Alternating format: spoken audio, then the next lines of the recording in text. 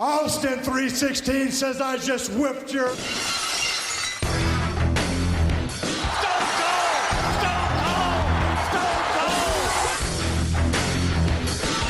Sit there and call yourself the gorilla, yet you hee-haw out here like a jackass. What? I said shut up. You can kiss my ass. Kumbaya, my lord, kumbaya. What? And that's the bottom line, because Stone Cold said so.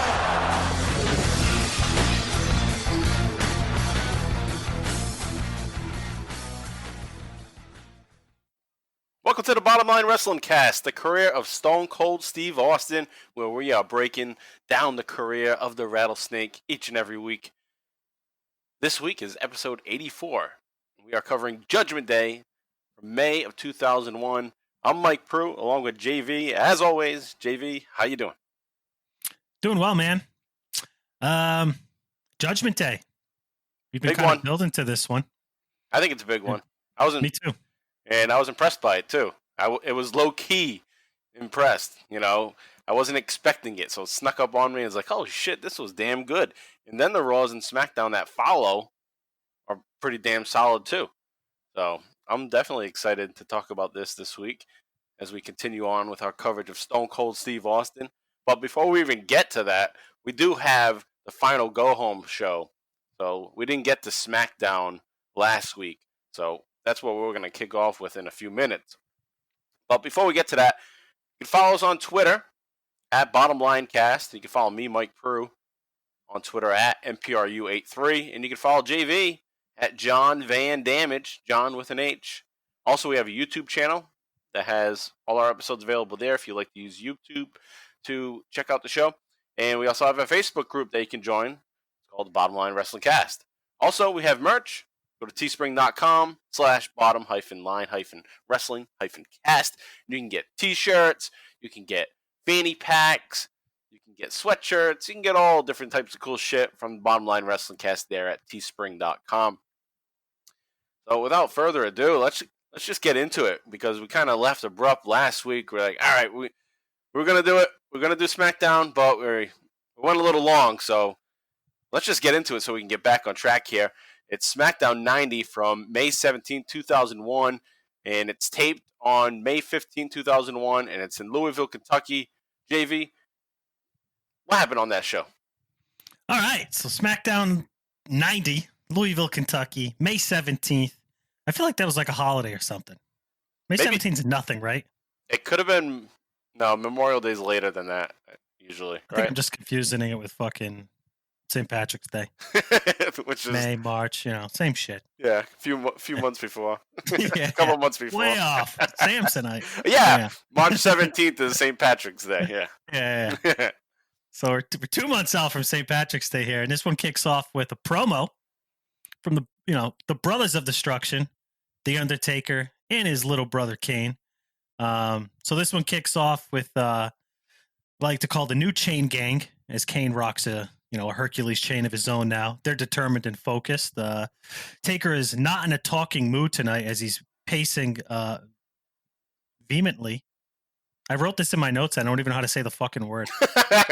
I know what the word means. And it's funny because I put it in my notes and then I had to go to Google and have it say it to me and I still forgot it. Hey. Just those words. Yeah. Taker says somebody called the police to say his wife was in a wreck. And here Taker's addressing the crowd, speaking to the WWE universe in general. And somebody called his wife to say her mother also was in a wreck. Taker says everybody is fine. He doesn't look fine, though. He's clearly agitated and pissed off here. But he wants to find out who made these phone calls. And when he does, he's going to wish they were in a car wreck. Because what he's going to do to them will be worse than any damn car wreck. And I believe it. Because even though he's Biker Taker now, he's still the Deadman. And he could do some pretty crazy shit. But the pain Taker feels, the culprit, which he's kind of alluding to, he knows who the culprits are here. Can't imagine they'll feel from Taker when he gets his revenge. So it'll be unimaginable revenge they're going to feel once Taker gets to the bottom of this. So Taker begins to ponder who did it, but he bets it's the bald-headed, no-good son of a bitch, our boy, Stone Cold Steve Austin. Clearly. Taker says yes, clearly. Right. I mean, that's why even though as he's pacing him before saying that, you kind of know where he's going with it. So Taker says he has questions for Austin tonight, and he better have the right answers, or his ass is mine when he gets out here tonight. So Austin also has been previously warned of this. So what Taker's about to say, he's said to Austin in the past, you mess with my family and I will hurt you. Austin, believe this. When you talk about the rumors of my wife's mangled face, and Taker pauses here to kind of, really, reinforce, how serious he is here. I want you to understand if you don't have the right answers. Yeah, so I thought that was a good point when he says that. If you don't have the right answers, because he clearly knows, like, you would not have said that. You would not have said, her mangled face. I heard she had a mangled face all ripped up. If he wasn't just making it all up, if he wasn't involved in it. Yeah. So that's why Taker knows. Austin, obviously you're involved because nothing happened to her, and you're saying that you heard her face was mangled. Why would you just say that?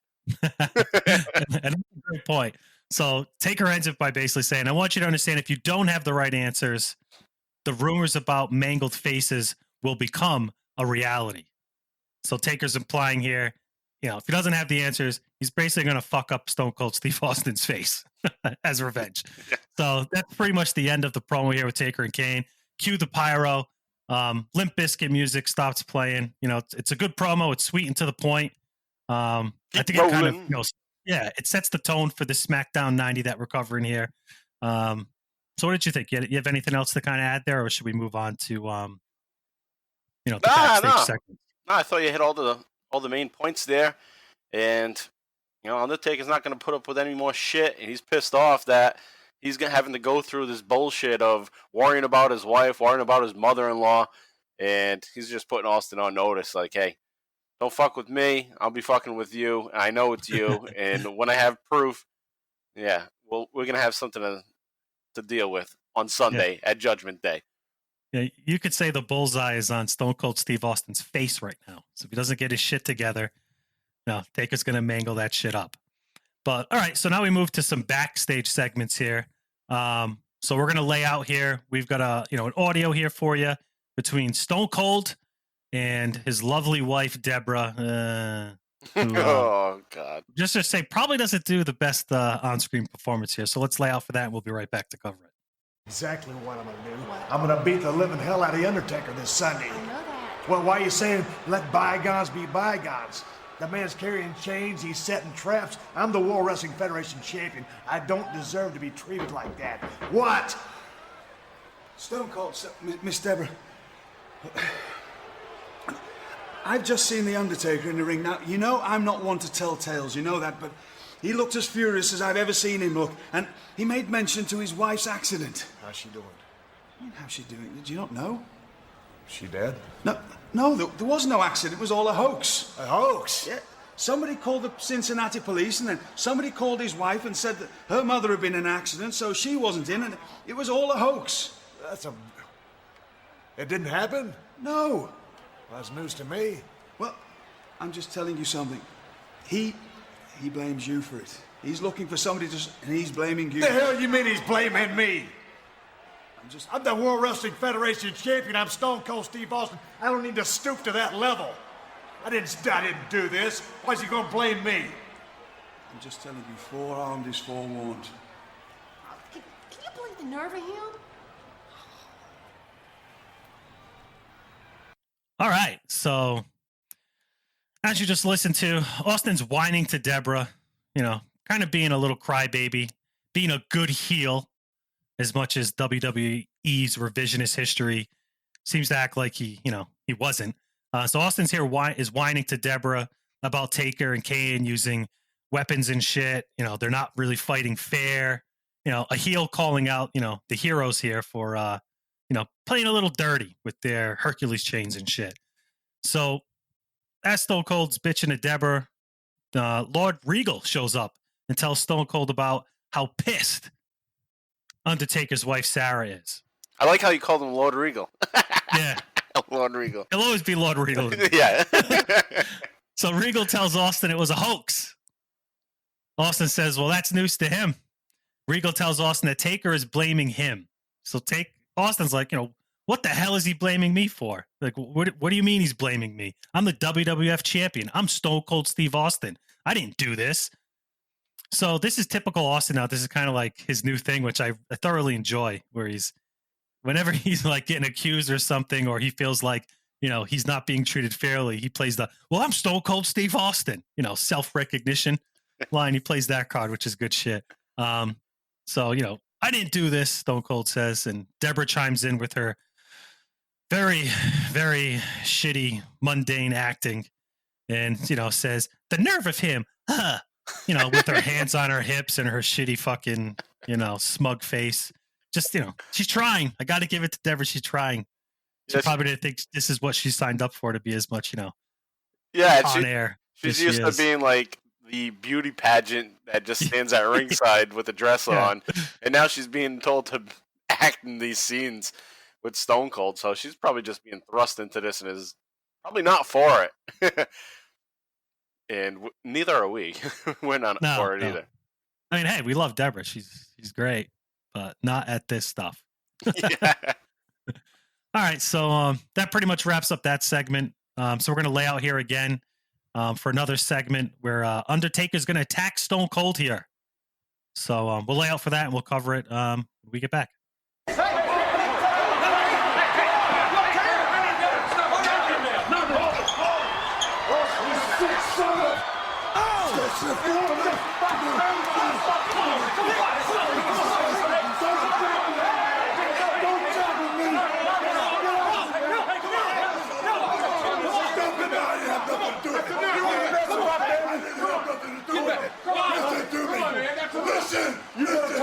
Listen, I didn't have nothing to do with it. I promise you that. Look at me, look. If I did it, would I be here today? No, I wouldn't. I know who did it. I know who did it. You better talk. I know who did it. Come on. I know who did it. You better talk, man. You better talk. It was Triple H. What? It was Triple H. That's who did it. It was Triple H. You think about it. He had me run over with a car. He made the phone calls. He did it all. If he had me try to put it all together. Listen, let me talk some sense into you. He called the officer. He called your wife. He set it all up. He set me up. I would not do that to you. I would not mess with your wife. I am not messing with you. All I'm looking for is this Sunday. If you're scared about that this Sunday, then I can understand that. But I didn't have nothing to do with it. Austin, if you're lying to me, I'm gonna rip your heart out. Gentlemen, let's get that son of a bitch out of my dressing room. Got no business being in here anyway. He thinks he's so damn tough. All right, so here we got Taker attacks Stone Cold Steve Austin in Stone Cold's locker room. So, all these refs and shit, the whole circus shows up to break it up. Undertaker is determined here. He's even got like a ref, I believe, by the throat at one point, which is pretty cool. After the ruckus here and things calm down, Austin kind of backs up, regathers and stuff, says he had nothing to do with it. He had nothing to do with what happened to Undertaker's wife. But he promises if he did, would he be here today? So Taker grabs Austin by the throat. Austin immediately goes cowardly, throws Triple H under the bus. Austin says Triple H set it all up because he was trying to set him up for Taker to kick his ass. Triple H made the phone calls. Austin says, I wouldn't mess with you and your wife. Taker says if Austin is lying, he will rip his heart out because apparently Taker can still bring back those Deadman powers and, rip someone's heart out. But whatever, he's pissed off. So no, he kind of backs up. That kind of wraps up the segment as, Taker leaves the locker room.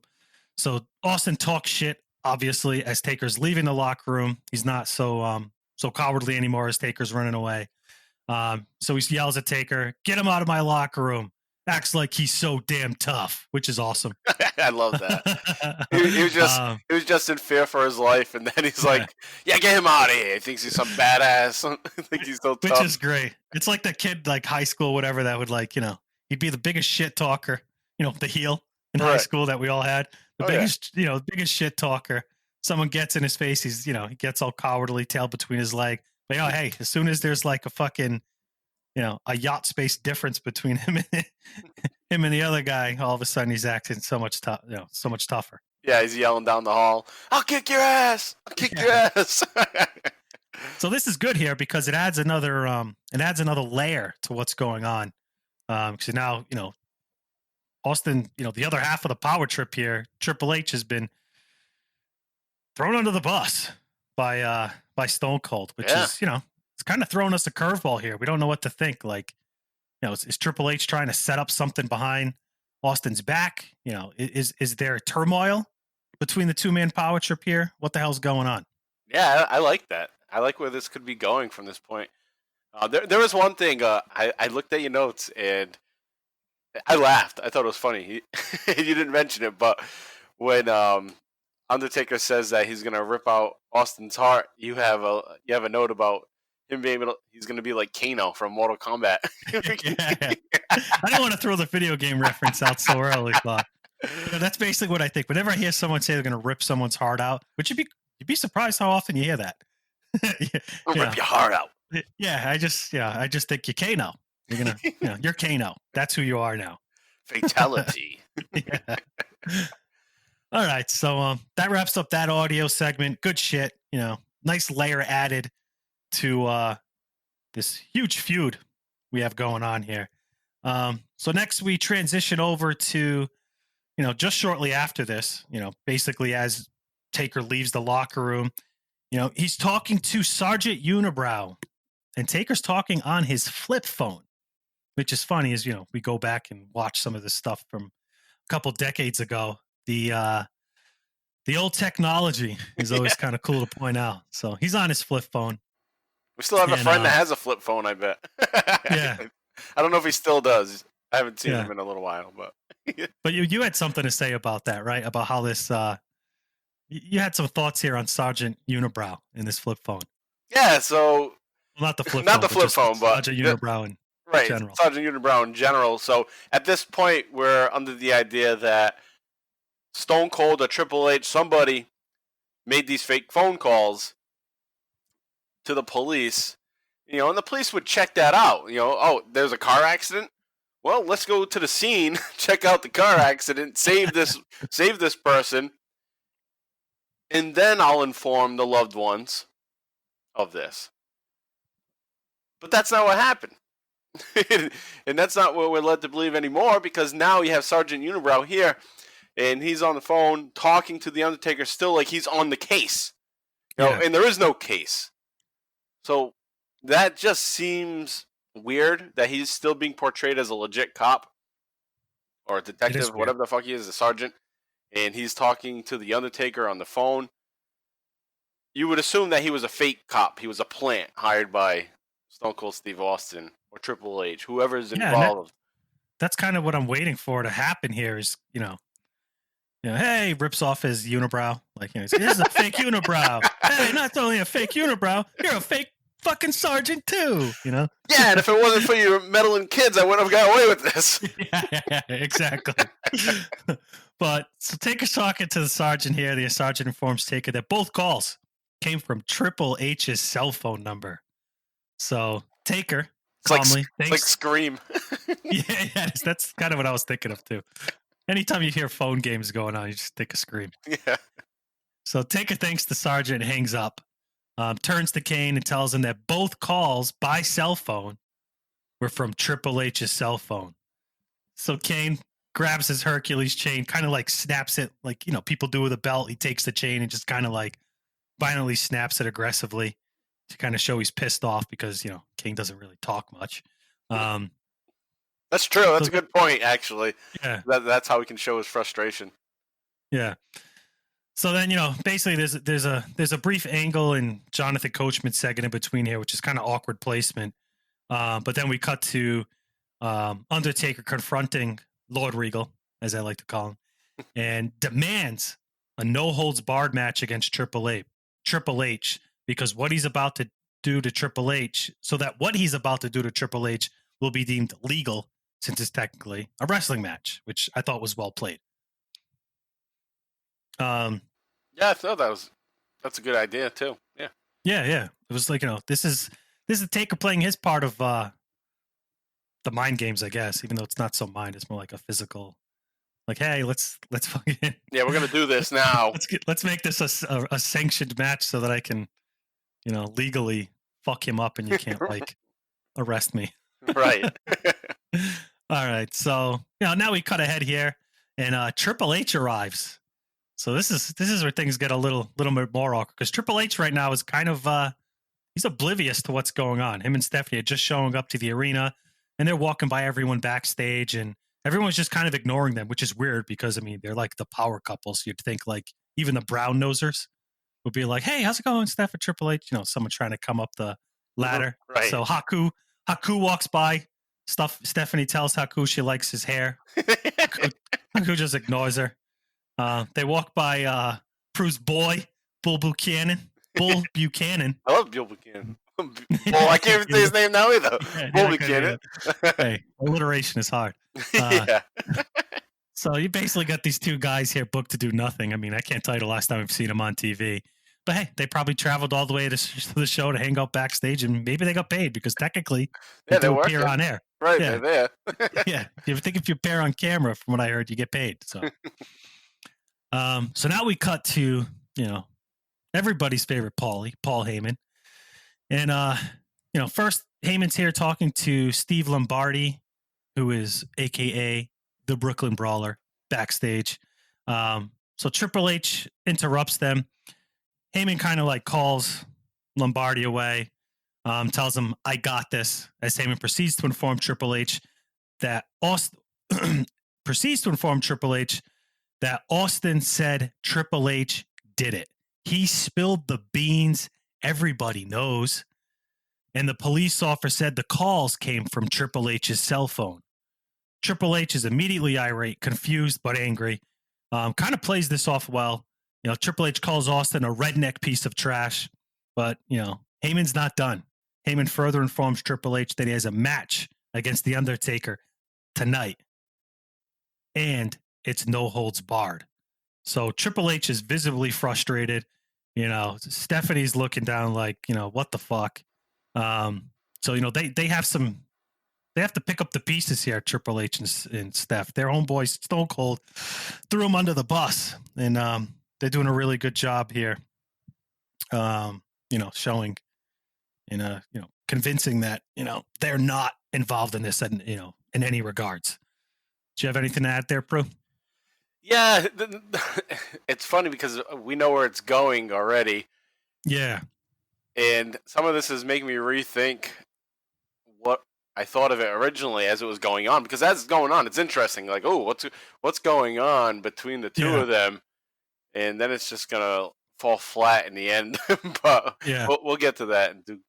That's the hard part of this, is because like as we're covering this, like we've covered the future, but my thought process as this is all going on is like wow, like, because I haven't seen this in 20 years. I forgot what the fuck's going on. Right.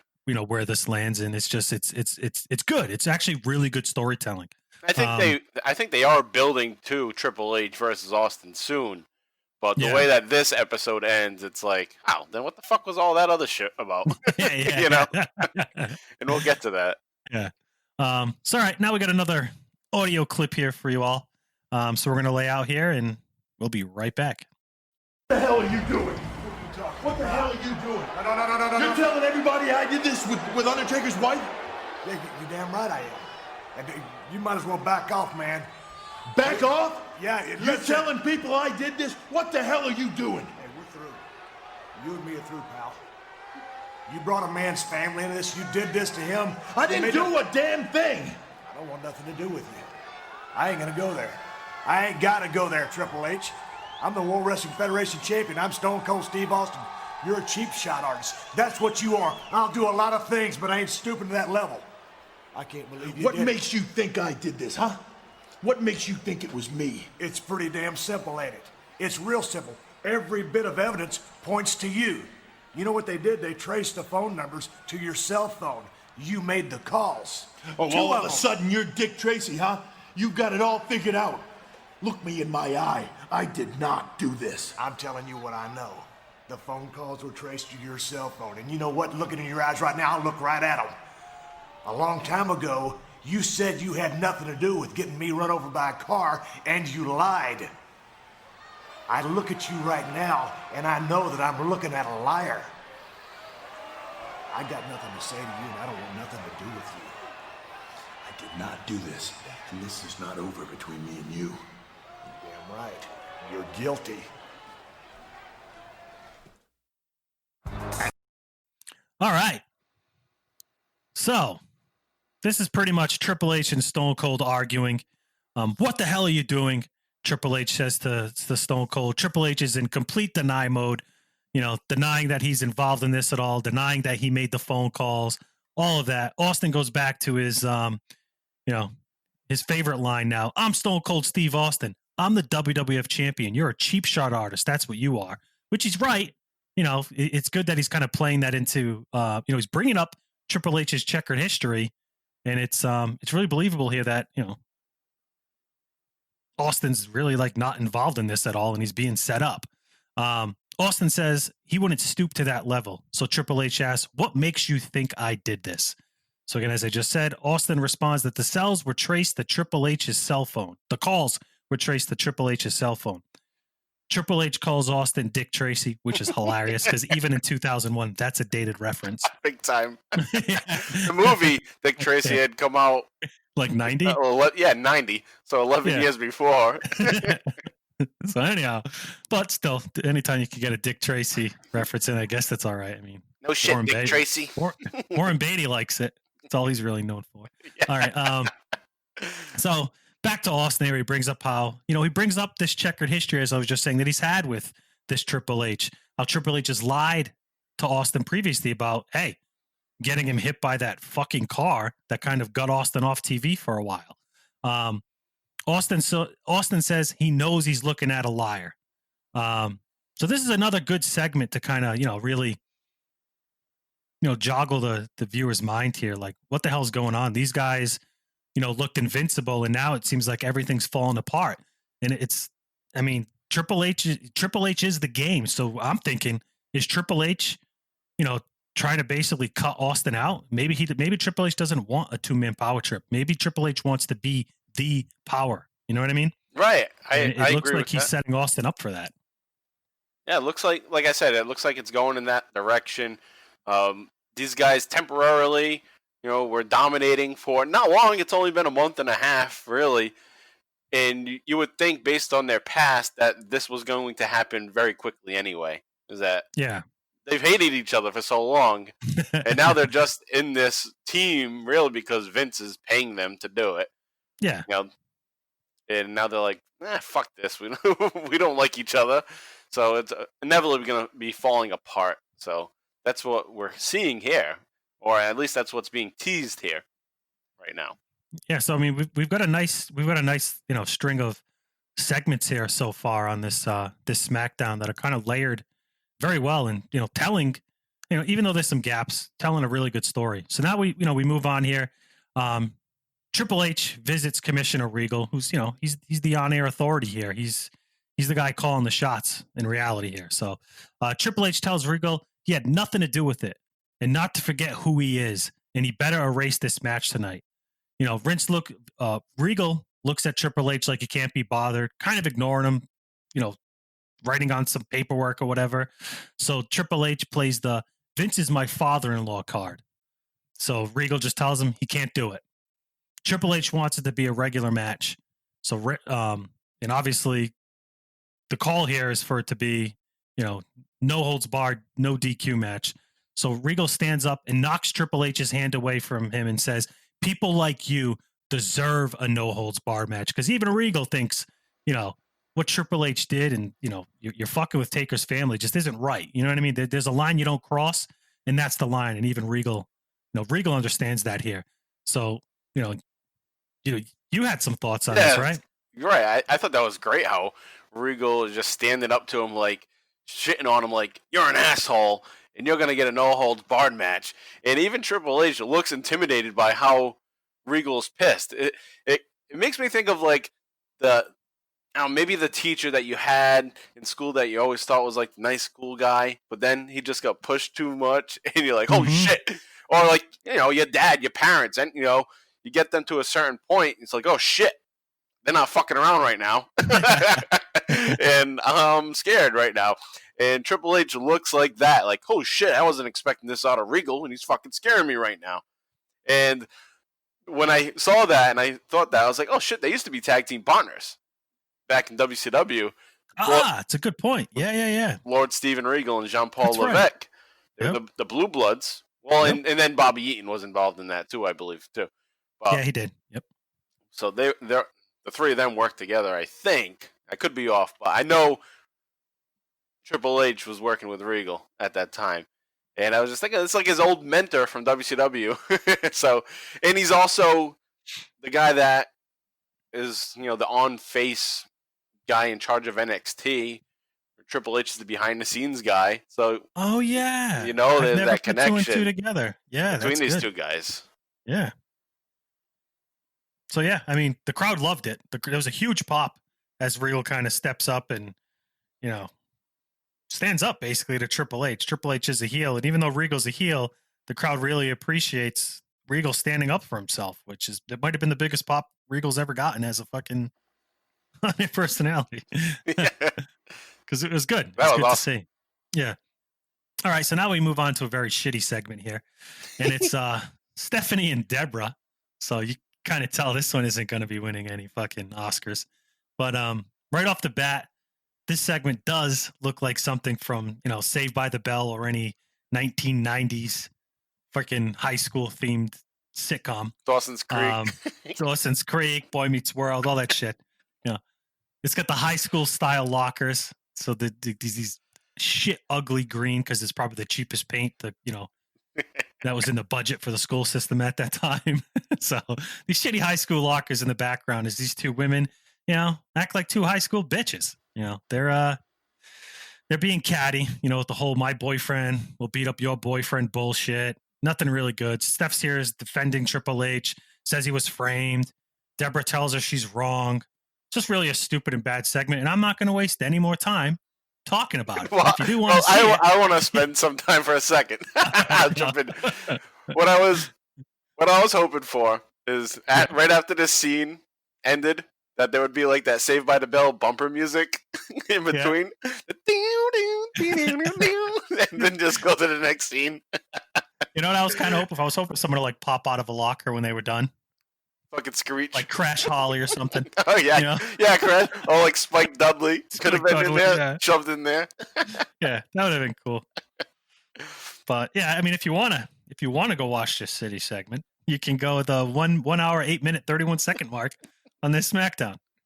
And if you do that, rethink everything. So, all right. We move on here now to some better stuff. Stephanie and Triple H. So we got Stephanie and Triple H here. Stephanie realizes out of the blue, which is kind of awkward. They're kind of backstage. I think getting ready to go out for the match here. Stephanie realizes, hey, it was Austin that set up Triple H. Steph says that Austin had asked her to use Triple H's cell phone because his battery was dead. So obviously Triple H is a little annoyed in like what the fuck moment. He says, you just remembered this now? It's a little late now, don't you think?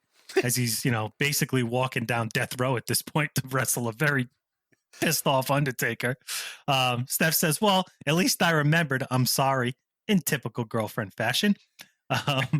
So Triple H, this is funny because it's like everyone gets a fucking chain here. It's like we need an Oprah meme. Like everyone gets a chain. You got a chain. Everyone gets a chain.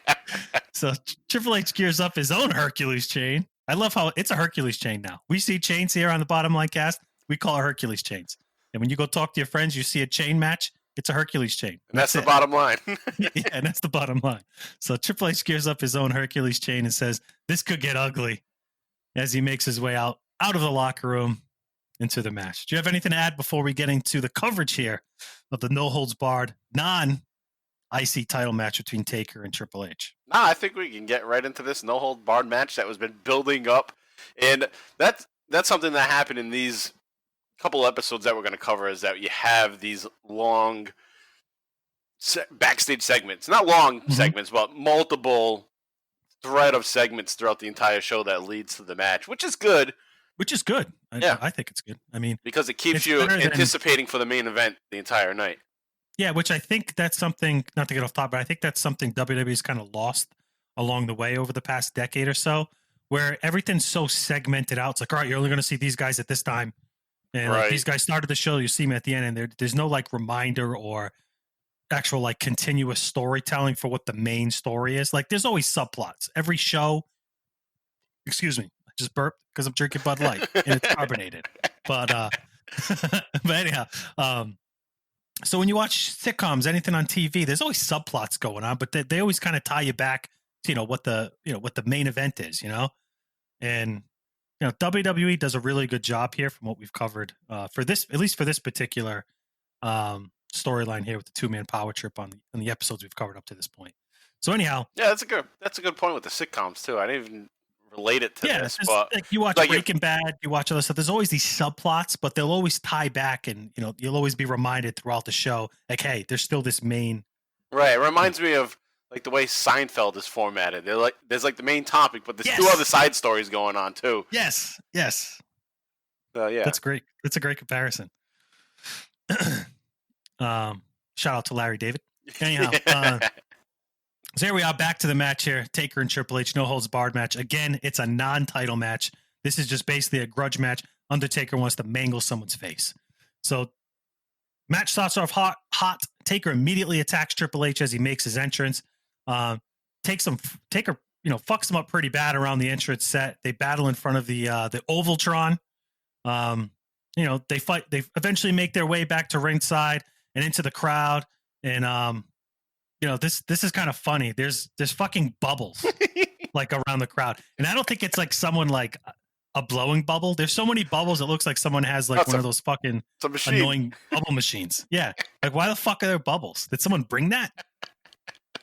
Was Disney on Ice there the night before? Yeah, that's what I was thinking. I was watching because when I went to Disney on Ice a few months back, longer than that now, maybe like December, I went to Disney on Ice and they were selling those bubble guns, and we got them in the house. I was like, the amount of bubbles that came out, that's definitely the bubble machine. Yeah, it's got to be. And who the fuck brings a bubble machine to wrestling? Fuck. You know what it was? It was an adult that wanted like some like dad or something, and like wanted to go, and the kid was like giving him a hard time. He was like, "Can I bring my bubble machine?" You're like, "Yeah, just fucking grab it. We're running late." And that's probably how that went down. Anyhow, so these guys are having a hell of a battle. In typical Undertaker and Triple H, as we'll see over the next 20 years. Really, these guys kind of not 20 years. Yeah, almost 10 years. Yeah, almost 20 years. Last year they had a match. Yeah. Undertaker and Kane versus Triple H and HBK. So these guys have great chemistry. They have mutual respect, great chemistry, even early on here in 2001. So Taker throws Triple H into the steps, ring post, and announce table. He's basically just taking Triple H for a ride around everything on outside the ring, hitting everything in sight. Before Triple H, finally buys some time and is able to recuperate a little and whack Taker with the ring bell, which I love the ring bell. It's always always makes a cool sound.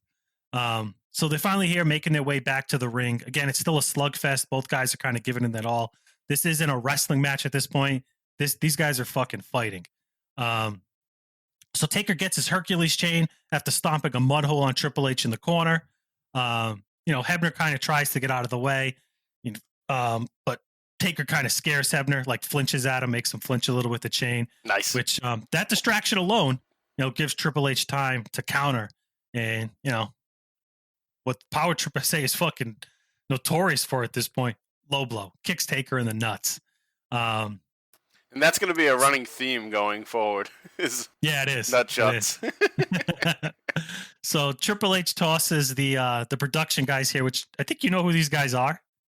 I don't know who the fuck these guys are. You had names for them. Right? No, I don't know who they are or who the guy was, but they said it on commentary briefly. They said like Aaron or Eric. I couldn't make it out, but it was Aaron or Eric Lynch was a production guy, and he got tossed into the steel steps, and you could see the guys on commentary looking like, "Oh fuck, that guy, he might not be okay."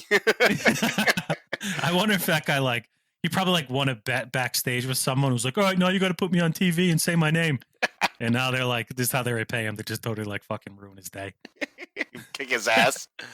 All right, so Triple H, Triple H tosses the production guys away, goes ahead and grabs a chair and gets back into the ring. And as you said, the rest of the production crew is pretty concerned for this one guy. So Triple H goes to whack Taker with the chair, but Taker grabs Triple H by the nuts, grabs him by balls, which is, did it before Joey Ryan did, right? That wrestler that grabs people by the balls and shit. So he drags him by the nuts to the corner and just wails away on him. I gotta let you gotta say this.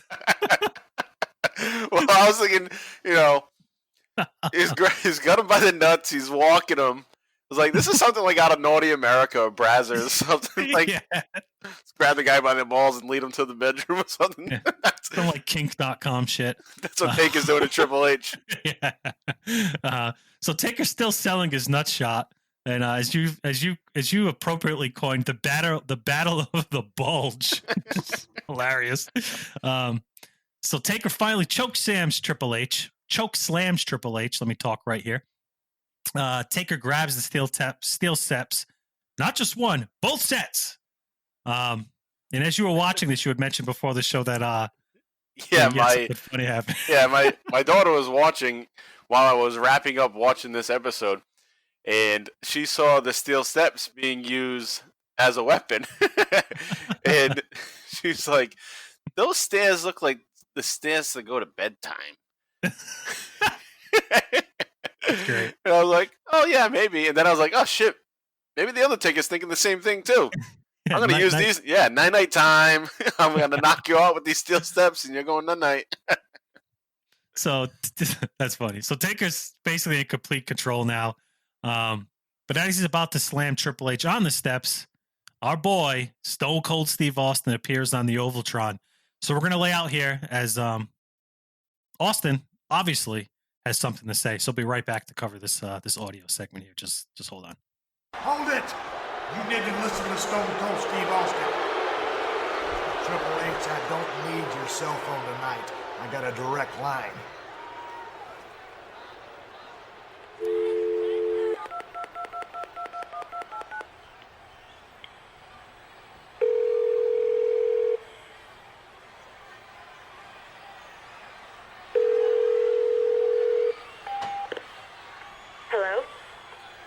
Hello? Hello? Sarah? Who the hell is this?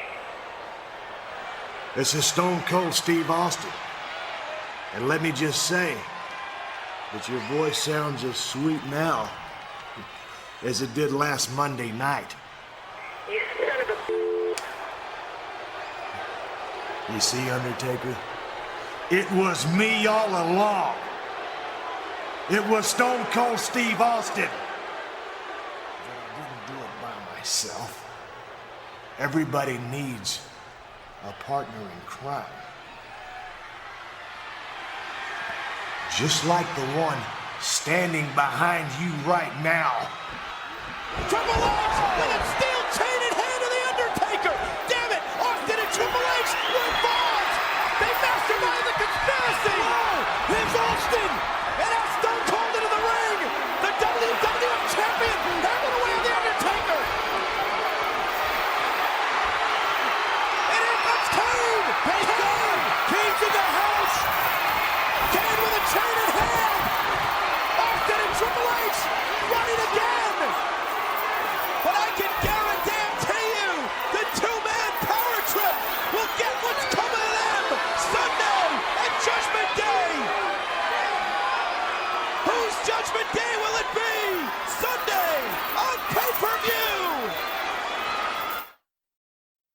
All right. So Austin's, he's here on the Ovaltron. He says he doesn't need Triple H's cell phone, and he's kind of sitting calmly, which is, a stone cold heel thing. He's calm. He looks like he's in control of the situation. So he says, I don't need Triple H's cell phone. I got a direct line. So Stone Cold auto dials, which is funny. He apparently has this number on speed dial, using one of those old school corded phones, but like one of like the expensive corded phones from like back in the day, like not those shitty like rotary dial ones, like big numbers on it and shit. I remember when we got one as a kid. Like, I don't know how to explain it, but it's not like a shitty corded phone. So anyhow, Stone Cold here sounds as creepy as ever. So who the hell is this? Stone Cold says her voice sounds as sweet as it. So who the hell is this? This is Sarah here. Stone Cold says her voice sounds as sweet as it did last Monday night. So Undertaker's wife, Sarah, calls him a son of a bitch. So Stone Cold says, you see, Undertaker, it was me all along. Everybody needs a partner in crime, just like the one standing right behind you. And on cue, Triple H, comes up behind Taker and nails Taker with the Hercules chains. So Stone Cold runs down to double team Taker, kind of use the advantage here to beat the shit out of Taker, as this looks to, the tides have pretty much turned here for Taker. Taker looked like he was in control. Triple H hit him with the chains. Stone Cold's running down from the ramp to beat the shit out of Taker. But as this is happening, we have our equalizer. The other brother of destruction, good old little brother Kane, runs down with his own Hercules chain, and the power trip retreats as the show comes to a close. All right, so this is what I was referring to a little earlier. Is like, what the fuck? They were acting like Austin and Triple H were acting like they were at odds with each other the entire night. And then we get to this point, it's like, okay, we were fooling everybody, but not really fooling anybody because everyone thought you guys were involved. And then you just pretended to not like each other for a little while, which does nothing. Like, what's the end result of that? Nothing came of that. It's not like it's not like the Undertaker or Kane believed one of them over the other and then were lured into, we trusted you because we didn't think you did it. That's a good point. Taker's never really phased. He's like, I don't give a fuck. It was one of you guys. I'm beating the shit out of you. Right. So he's not like, saying, sorry, Austin. I didn't think it was. Sorry I accused you. Yeah, right. That's a good point. So it's like all for nothing, really. Yeah. But I guess it does plant the seeds that they might go in that direction anyway. Yep. Austin and Triple H having, these issues, which will come into play on Judgment Day when we get to that next. Yeah, some foreshadowing here. Yeah. But no, it was it really sets up an interesting Judgment Day. I think one thing I would have done different with the fake strife between Austin and Triple H here was maybe have them have an actual physical altercation, so it looks like it looks a little bit more convincing. Yeah. But outside of that, it's not bad. I mean, the whole Sergeant shit was still kind of shitty. You made some great points there. Yeah, that's a big loophole, I think. Like, or not a loophole, but a the fuck's it called? Plot hole. A gap. Plot hole. Gap. Plot hole. Yeah.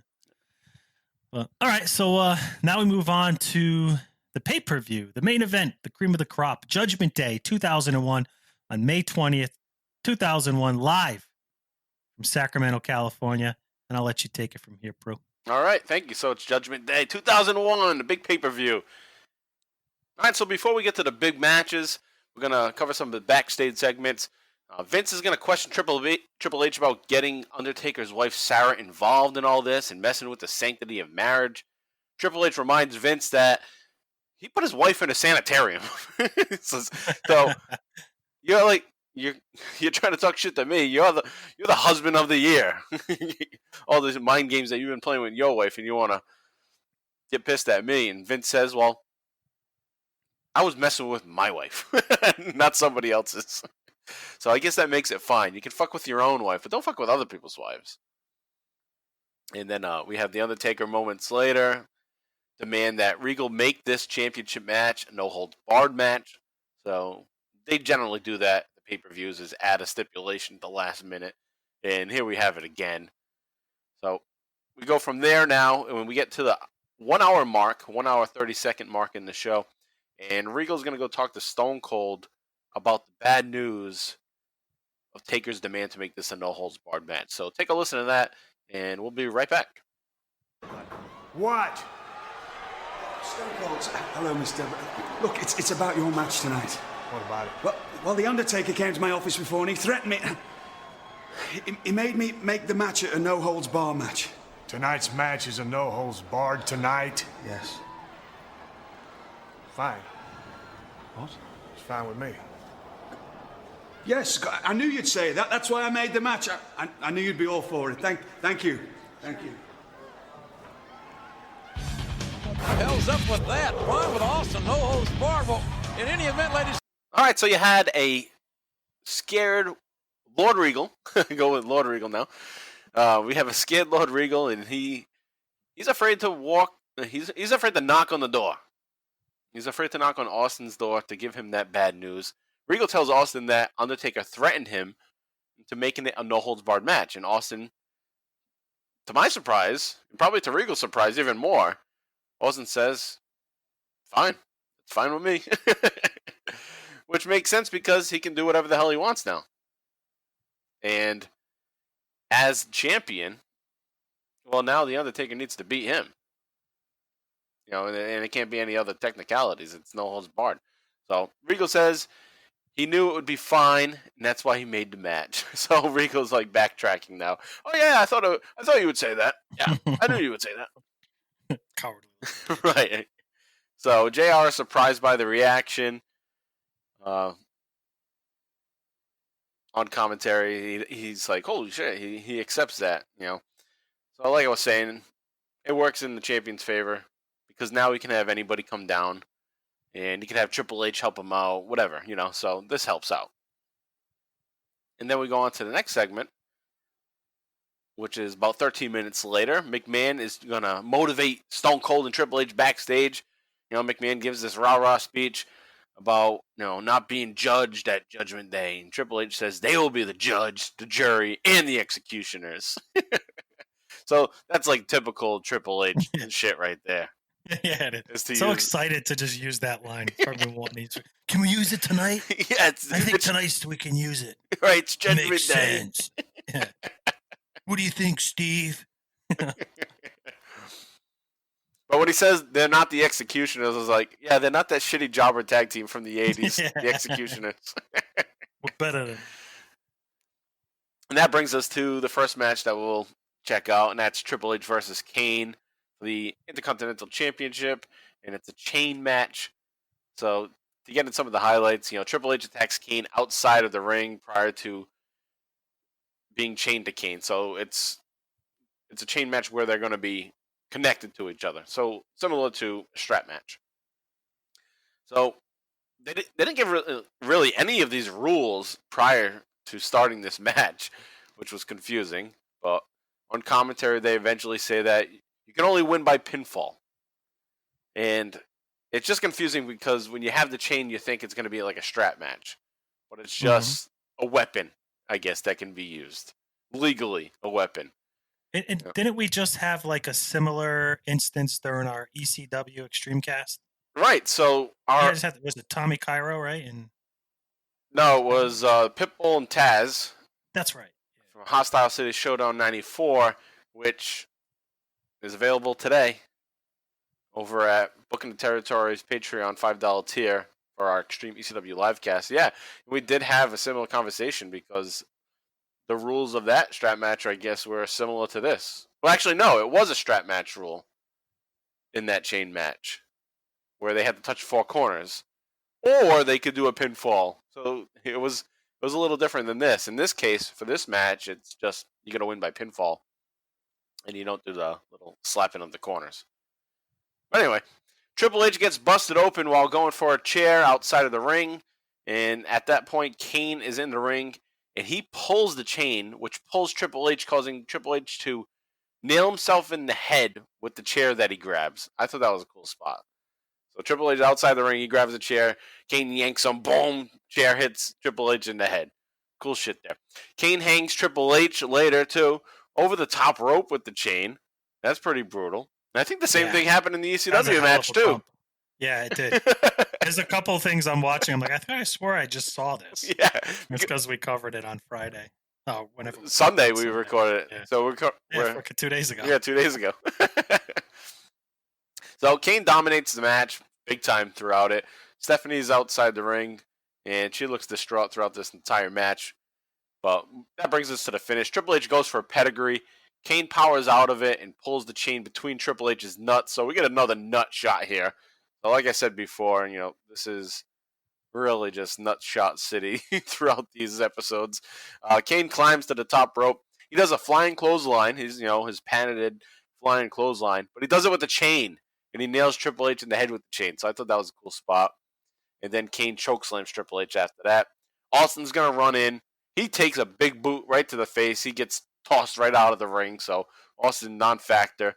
Triple H low blows Kane. Austin comes back into the ring with the steel chair. He goes to nail Kane. But Kane moves. Not really much at all. And the way that Austin swings it, it looks like he's jumping over Kane to hit Triple H. That's what I saw too. It looks like he's jumping over Kane to make sure the chair hits Triple H. Right. Maybe Kane didn't get out of the way in time. Maybe this is part of the story. It's not something, right. we really know yet, but it's definitely looks intentional. Yeah, it's unclear, but like you said, it looks intentional. It looks like, well, maybe he was trying to hit Triple H on purpose. Or it could have just been, the heat of the moment where Kane didn't know that spot was coming and Triple H is yelling at him like, Doc, motherfucker, Doc, Doc. And you can't really push Kane because Kane's fucking huge. Right. It's not a guy you just kind of push out of the way. So Austin, just to make sure that it hits Triple H, has to fucking go on his tippy toes or even hop a little bit to make sure it connects with Triple H to get the spot over. So yeah, who knows what actual story was. Maybe those are the things that I wish I would remember after the fact, is these questions that we get as we do the show, so that maybe I could tweet it out to somebody and ask a question. Yeah. But I always forget. That'd be something like that. Ask Bruce Pritchard on his podcast, what about this spot? You know anything about this? Who knows? There could be a story there that nobody's uncovered yet. But anyway, we continue on from there. It looks like Austin was trying to hit Triple H, as I said. Kane pinched Triple H and wins the IC title, which makes him a Triple Crown champion, I guess, a world champion, IC champ, and a tag team champ. So Kane's up there as one of not many at that point in 2001 that would have held all three of those championships, the world, the IC, and the tag. So good for Kane. Kane, top guy for sure. I thought it was a fun match, nice finish. Good story. I thought so too. I thought it was, it felt like old school wrestling. Yes, it did. Chain match, good shit.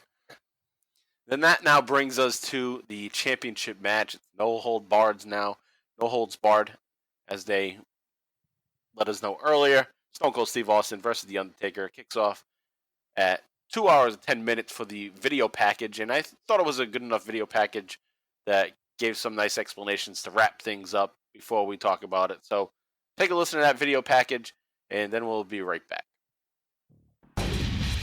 My name is Stone Cold Steve Austin. I am the World Wrestling Federation champ, and I can't be stopped. My name is Stone Cold Steve Austin. What a no-good, heinous human being! Look at his eyes. He's dark. He's demented. I am the World Wrestling Federation champ. Something's gone wrong in Austin's head. And I can't be stopped.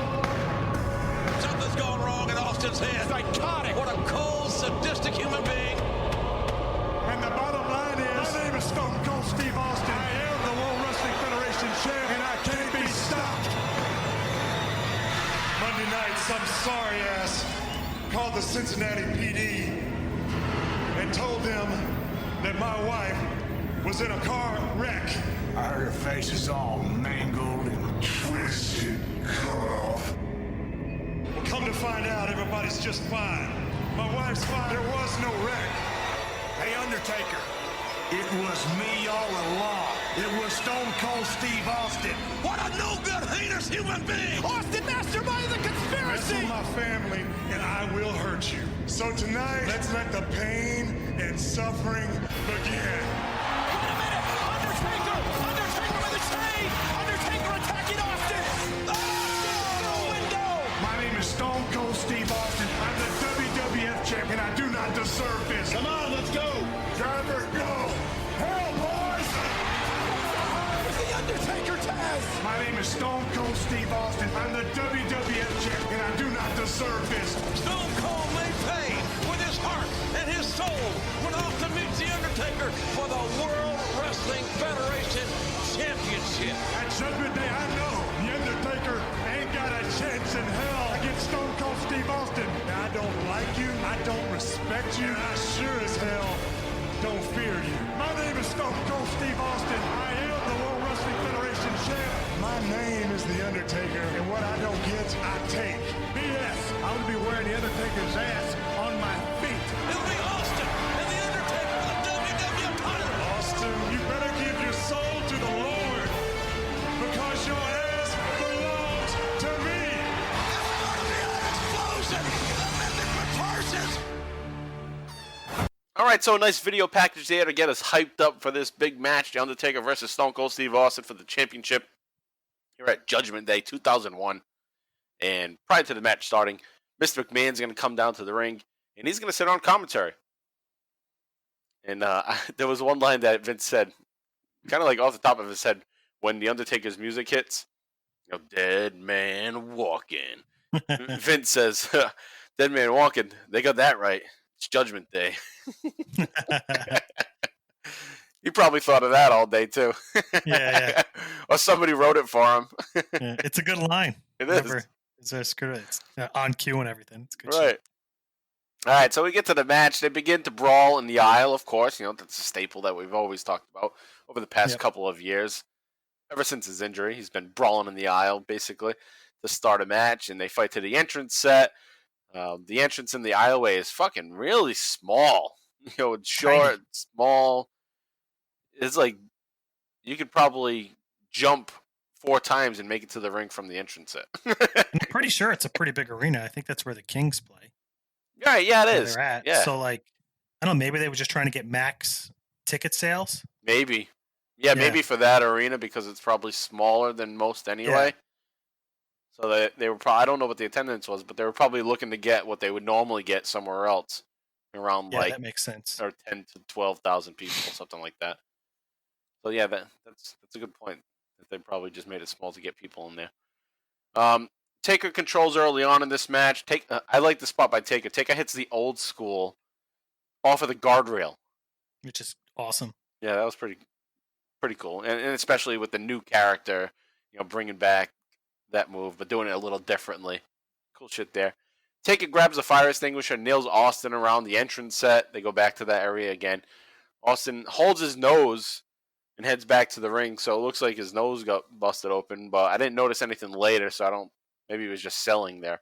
Yeah, I think he's just selling like a bump. Right. But I was thinking, like, is he bleeding already? Yeah, and he didn't end up bleeding. If it was my nose, I'd be bleeding. I got a sense. Oh, yeah, I used to get bloody noses all the damn time. Yeah, I got a bloody nose if I pick it the wrong way. So Taker tries to set up for a tombstone.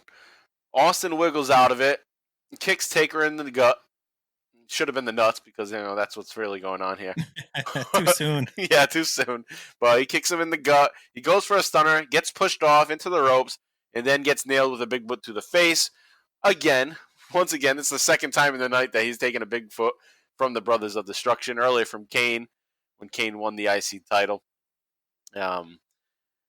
Austin makes so this makes Kane and Undertaker Eskimo brothers. Yeah, they both gave the boot off. They both fucked Austin. They both fucked Austin with their boots. So Austin makes a comeback after attacking Taker from behind. When Taker was trying to hit McMahon, so that's when Austin made this comeback.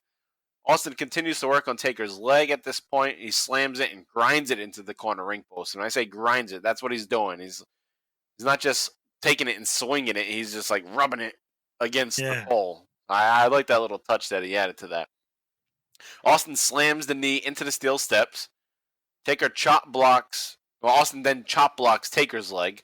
Austin continues to work on the knee inside the ring with various sets of moves. And getting some mat wrestling at this point by Austin, which is always nice to see when he gets back onto the mat. Austin works the leg. But then Taker is able to pull at Austin's face, so Austin gets up and just kicks him in the jimmy. He gets up and we got another. And it's not just a kick to the nuts, and it's the jimmy. Yeah, it's the jimmy. So then he goes back to working the knee. And with that said, when I was writing the notes, and it made me think, kick me in the jimmy from Beavis and Butthead. Anytime, always. Same here. Coach Buzzcut, kick me in the jimmy. Kick me in the jimmy. So I had to. We gotta play the clip. Yeah, we're gonna play that for you right now. You want to see a man, boy? I'll show you a man. Kick me in the jimmy. No way. I said do it.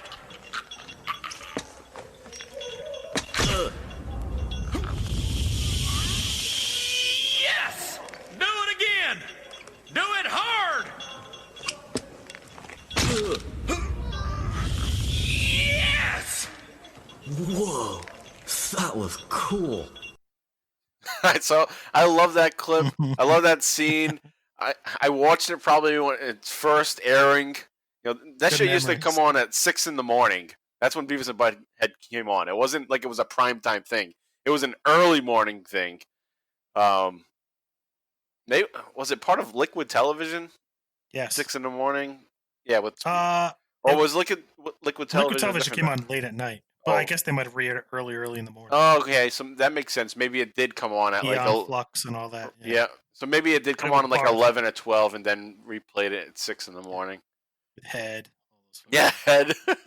Speed Racer. Yeah. Oh, I don't think Speed Racer was Liquid Television, though. Yeah, I don't think it was Liquid Television, but it was on right after, or actually, it was before Beavis and Butthead on MTV. Like 5, I think Speed Racer was on at 5:30, and at 6 was Beavis and Butthead. Because I wasn't into Speed Racer at the time. I'm not really into it now, but I a few years back, I did see some, and I did like it. I was like, oh shit, it was pretty good. Speed Racer? Yeah, but at the time, God, I love that show. But at the time, I don't know, I just didn't get it. And I was like, fuck, I gotta watch some of the Speed Racer right now because I'm waiting for Beavis and Butthead. I used to fucking love Speed Racer. I used to love it. The little monkey. Yeah, it was cool. I don't know. I liked it. That Japanese anime right. style. Yeah. Which is like still a thing now. Right. That was the beginning of it for Americans, really, to see that. But yeah, maybe I'll have to go back and watch some of that.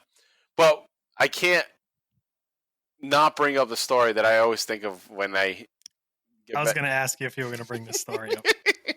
So, in high school, it was freshman year, and as we've said before on the show, that we went to a vocational school. So, in this vocational school, you go through orientation. So you try out a bunch of different vocation shops, and I was going through machine shop, and there was a teacher that looked just like Coach Buzzcut.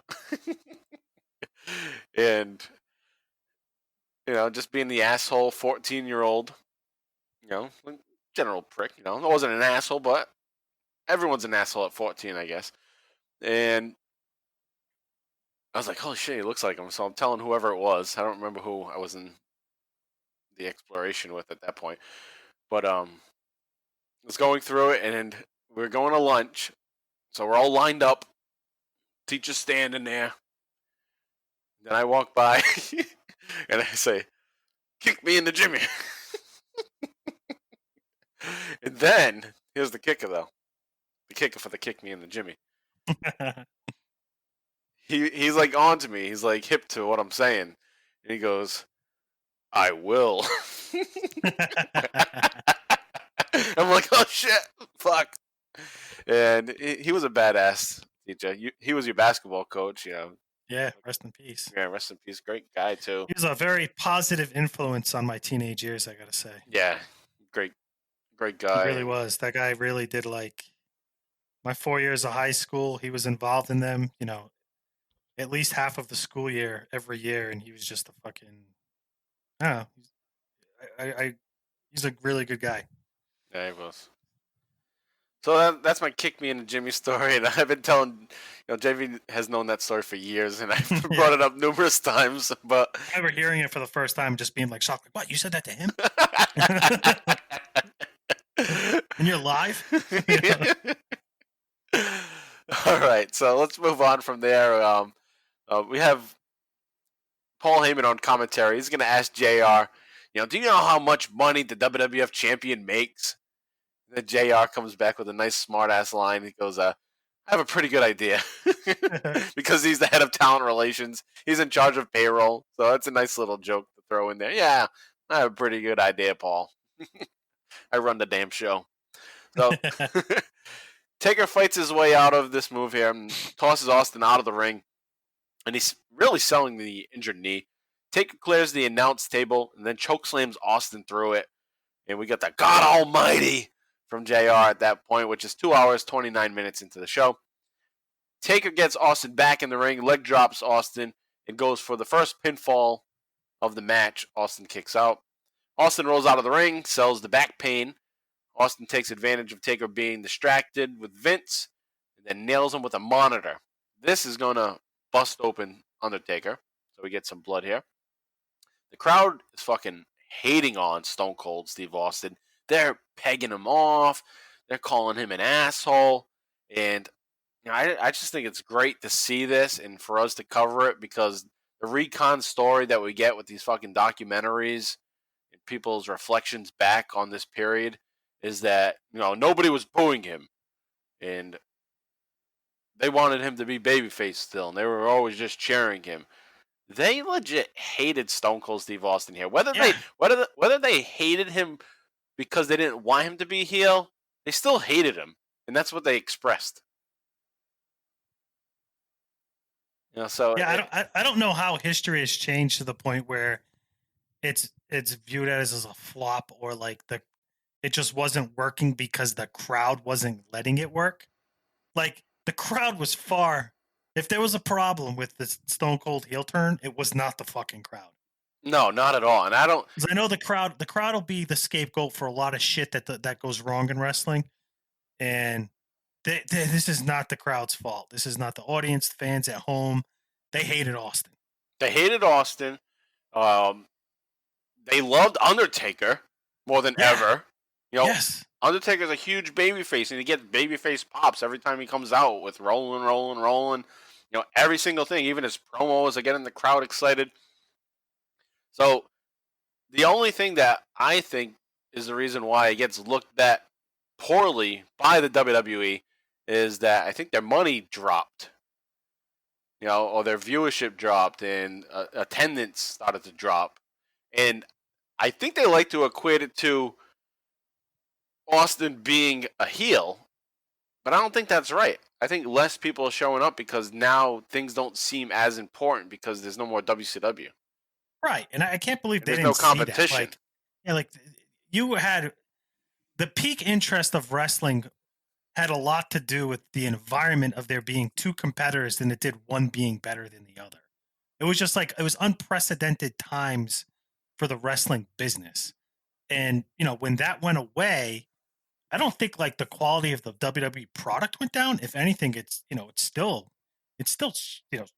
full steam ahead, and they're putting out great content. It's just that people just grew old with it.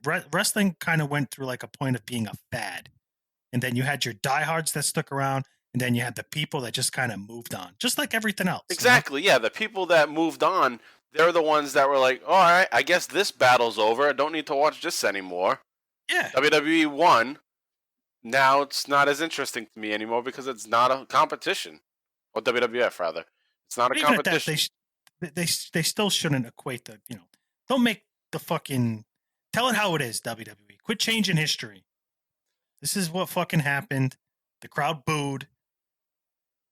Stone Cold did his, because it's also a disservice to Stone Cold. He couldn't do his job and go over as a fucking heel. That guy went over as a heel. He's a great fucking heel right now. Great. Yeah. Absolutely. So you're hearing it here. Don't buy into the bullshit on the network in the documentaries, because we even said it. We even said it way back with the whole Austin 316 shit.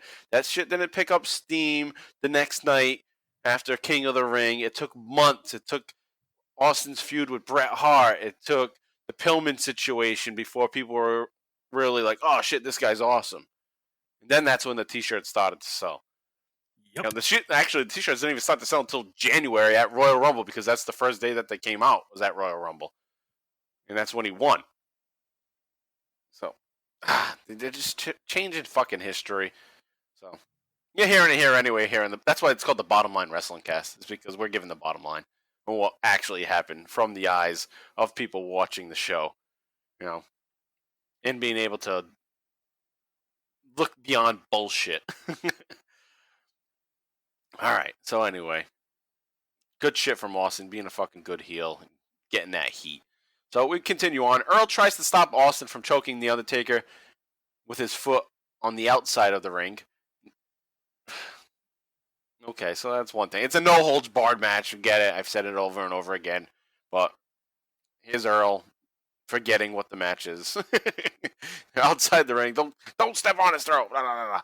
But JR does a good job and says, you know, the referee can do nothing in this match except count to 3 because it's no holds barred. I was like, fuck yeah, JR. Finally. Just point out how fucking annoying Earl looks. So good shit there. Taker and Austin exchange right hands, which will look pretty badass. Taker whips Austin. Austin ducks. He comes back with a Lou Thez press in a series of punches. And finally, we get the Lou Thez press combo again. It's been so long. JV, you said the crowd is shitting on this because they hate Austin still. So, yeah. You know, and what I had said either last week or the week before is that he's avoiding the Lou Thez press because that was his big babyface spot. And it goes right back to the point that he's so over as a heel right now that he does that big babyface spot and they booing his ass. Yeah. They're like, fuck you. Like, fuck you. Don't act like a babyface right now. Fuck you. Yeah. Because they know they haven't seen it in a while. You caught on the fact that we hadn't seen it in a while. So, like, they know. Right. Smart fans know. It's just, you know, it's good. That's why you see this and you're just like, back to the point we just made, not to beat a dead horse, but he was over as a fucking heel. Right. He was getting heat. He got heel heat. But there is obviously the smarks out in the crowd. So there is this one dude that stands up in the midst of everyone booing. One guy stands up and he's like giving the clap, the golf clap. Like, yeah, babe, there it is. Yeah. There's the Lou Thez press. Hey, even the good heel is going to have the people. You're going to have wrestling fans just root for the heel. I remember being as a kid, Ric Flair was a big heel. Mr. Perfect. I'll tell you what, Mr. Perfect, Macho Man when he was a heel. My dad and his friend Dave loved the heels. Whenever we watched, for the most part, they were cheering for, and I couldn't understand it as a kid. I couldn't grasp the concept. Like, you're supposed to hate Ric Flair. This guy sucks. And they're just like, oh, this guy's the man. Macho Man's the shit. And it was just like, what the fuck's going on? I remember being like confused as a kid. That's what I always thought as a kid with Ric Flair during his WWF run, because I didn't see a lot of his previous stuff just because of my age at the time. So when he comes in in 92, I'm 9 years old. And I just think, who's this old fuck? Because he has gray hair or white hair. And I didn't know anything about him being cool and all these promos and shit. You know, look, which would have meant shit to me anyway, because it would all went over my head with him talking about girls and being rich. And, you know, he would have just looked like an old asshole to me. Girls have cooties. What the fuck's this guy talking about? So that's what I thought of him, too. It was like my dad and my uncle, you know, we watched Royal Rumble 92 at my dad's house, and they picking Ric Flair to win. And I'm like, what the hell do you mean? You're picking Ric Flair to win this? I got Junkyard Dog. No, mine is just as bad. Junkyard wasn't there, but the guy that I did have, he probably spent some time working in a junkyard, and that was the Repo Man. I fucking picked Repo Man to win the Royal Rumble. Holy shit. In 1992, because we had a pool, so it was me and my cousins, and, you know, they put in money for us. Obviously, we didn't have any fucking money, but, you know, my dad would put in, I don't know, maybe $5 for us.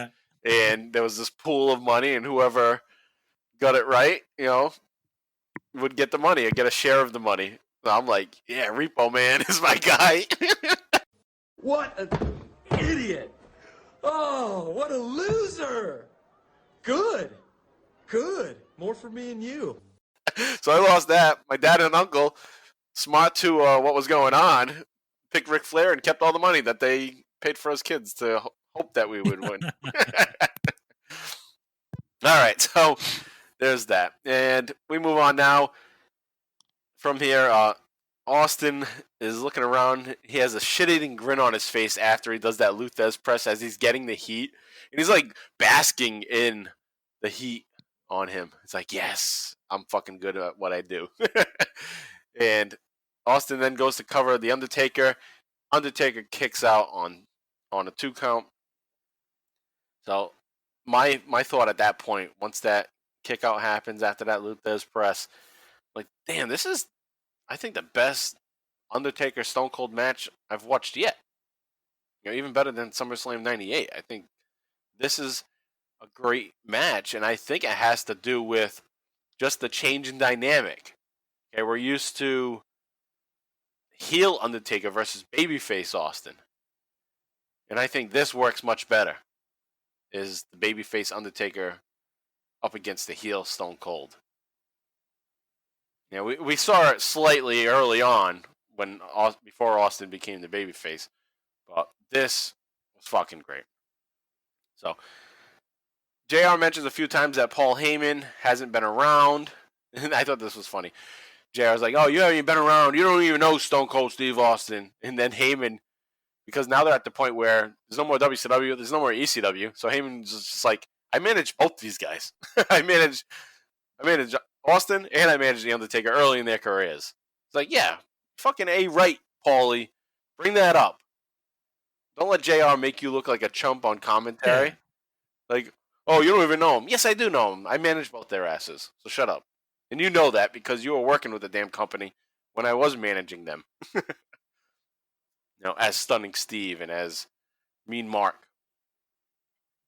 So that brings us now to the finish. Austin puts a sleeper on The Undertaker. Taker side suplexes Austin out of it. They both get up slowly, and Austin is able to grab a steel chair and whack The Undertaker with it. Austin then taunts Taker as he gets up. And you had mentioned that I didn't catch that actually. That Taker's talking shit back to him. Yeah. So you can kind of catch. He's jawing. Yeah. At Austin as Austin's kind of like, I guess I don't really remember exactly, but as Taker's getting up, Austin is talking shit. Right. And Taker is talking shit. Oh, okay. So I missed that, but yeah. I think the camera was trying not to catch that, but they did because you see him. Like, I think it's like heat of the moment. Like maybe it wasn't supposed to be part of the match, but it makes sense. Just kind of like ad-libbing it at this point, you know. It makes sense for Undertaker's character to be like, no, fuck off. I know what's about to happen, but I'm not going down like a chump. You're about to stun me, so I'm going to talk shit to you before you stun me. But almost like, hey, what you just did wasn't enough. Like, do better. Right. I don't know. If you go back and watch it, you'll see like he's definitely yapping. Yeah, maybe it's like something like, give me your best shot, and then that's when Austin. It is. That's what I got. It's something like that, he said. I couldn't really decipher what he was saying. Yeah. He was talking shit. You could tell by the demeanor. So from there, Austin does hit that stunner, and Taker kicks out. This is at 2 hours, 36 minutes, and Undertaker kicks out of the Stone Cold Stunner. I just thought it was fucking awesome. And it makes sense because Austin is a heel, so he's not supposed to be like this baby face where his finisher just works all the time. He is now a heel, so it makes sense that his finisher is not going to do the job. And it doesn't here, and it's fucking cool to see. Vince McMahon and Austin both can't believe it. The looks on their face are like, oh my God, what just happened here? So Austin then grabs a chair. It's no holds barred, so he grabs a chair. He whacks Undertaker multiple times. He's just going crazy with it. Taker is able to get his leg up and kick Austin in the nuts. So this is the sixth low blow. I was counting. Sixth low blow of the match. So this is truly can be called the Kick Me in the Jimmy match of Judgment Day. And Taker then from there, he chokeslams Austin. Austin went for the ride, the last ride. Maybe his last ride as champion. So that was the call on commentary. And it wasn't the last ride. So that's what's funny there is that we have this whole big line here, like JR's been waiting to use all night Austin went for the ride, the last ride. It wasn't even the last ride. There's another move called the last ride that he's using at that point. And this was just a choke slam, not the last ride. So Taker nails away on Austin with the steel chair now. Triple H then runs in. He has his sledgehammer. And Triple H is nailed with the steel chair too before he can even do anything. So it feels like the finish to the Triple H Kane match that just went down. So Austin ran in on that. Now Triple H is running in on this one. And I think that's what they want the crowd to think is like, oh shit, this is going to lead to Undertaker winning the title because Triple H is going to cost Austin the title. So now you're going to have the two-man power trip both without their titles. So I think that's what they're trying to put into the people's head at this point. Okay. So Taker wheels away on Triple H with the steel chair. Austin takes a shot to the head. Taker goes for the cover, but McMahon dives in and breaks up the count. Taker pounds away on McMahon. Austin grabs the chair to hit the Undertaker. Taker moves, and Austin nails Vince in the head.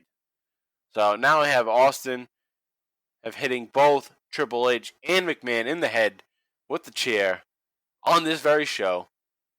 And it looks like both times Austin meant to do it. You know, or like we were saying before, Definitely. just poorly executed. But now it looks like a pattern. Like, oh shit, he meant to do that with Triple H, and he meant to do it with Vince here too. So this maybe is setting up, and you know we're gonna get to it eventually. We'll talk about it because there's gonna be something that just throws a monkey wrench in everything. But at this point, you could think that maybe they're thinking, oh shit, we got to turn Austin back to babyface. You know, because maybe the attendance is down or the viewership is down. And like we said, that maybe they're correlating it to Austin because he was the driver of their business for so long, past couple of years. So they're like, all right, we got to change him back to babyface. So let him fuck with Triple H and McMahon, and then we can switch things up heading into SummerSlam. Maybe. So that may have been the plans, but like I said, the plans are about to change in the next week. Taker sets up for the last ride. Triple H gets back up and takes, and he's going to hit the Undertaker with the sledgehammer. And I did meant to mention, because we did have an episode called Sledgehammer, and we played the Peter Gabriel Sledgehammer, but you got to go and check out Harry Styles' cover of Sledgehammer, which he did live on the Howard Stern show. You can get that on YouTube. Fucking great rendition of Sledgehammer by Harry Styles. Check that out. I meant to bring that up before. Good shit. So Austin then goes for the cover after that sledgehammer shot. Kane's music hits, and he runs out. And Earl makes the 3 count, so Austin retains the championship, but now Kane's out there.